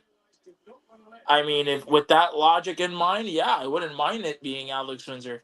Well, that's Windsor. You call her young. She's 30 years of age, but has been involved in this game for 16 years, despite the fact she almost lost her career due to debilitating knee injury. But as I also pointed out, she held the Rev Pro Undisputed British Women's Heavyweight Championship for 769 days in a single run. Yeah, and I mean her relationship with Ospreay, you know, they don't live here. They live in the UK. They live in the UK. Correct. Yeah, I mean, belting up Windsor for her to come in, you know, whenever she's home to have her have it. It would be good. I just think it makes the most sense, in my opinion, considering Alex Windsor was one of the most notorious faces of the UK scene for British women's professional wrestling. And considering, well, Ospreay, Mr. Bluff himself, of course, a producer now in Pro Wrestling Eve, the all-woman underground grudge promotion for women's wrestling that Alex Windsor is also very familiar in. I just think it makes a lot of connective sense, and I think it'd be a great person to use towards rebuilding, the Rev Pro women's division. And a cover inside Cradle. Oh, man, that was close. Wow. And all it takes is 3 seconds, folks, for a title change to happen. Or a tap out. Sometimes with a smile on your face. Stokely right now on the apron. Popping like a pimple. Oh, was looking for that powder. And Stokely. Oh! Great move by Juice, employing that powder. The schoolboy, deep rope bridge. Oh, come on. So damn close. I would jump out my seat if Juice and Austin Gunn win the titles here tonight. That would be so freaking out left field. It'd be ridiculous. Seeing how close Dax and Cash are to losing those titles is quite something here. Big headbutt by Juice Robinson, former IWGP United States champion, former AEW Trios champion. They make him become the 19th annual tag team champions. And Austin Gunn, wow, he just flew in there. Again, father of an ass. Man. Doing this for, of course, thank you, JJ. And right now, are they looking for a power and glory? There's the power, the superplex, and Juice with a glory, the splash, both turn position, the cover, and Cash clashes with his own partner. Fletcher. And now Juice Robinson again, deep roll up on Dax, the cover, kick out 2.5. Man, Bang Bang Gams will have their number.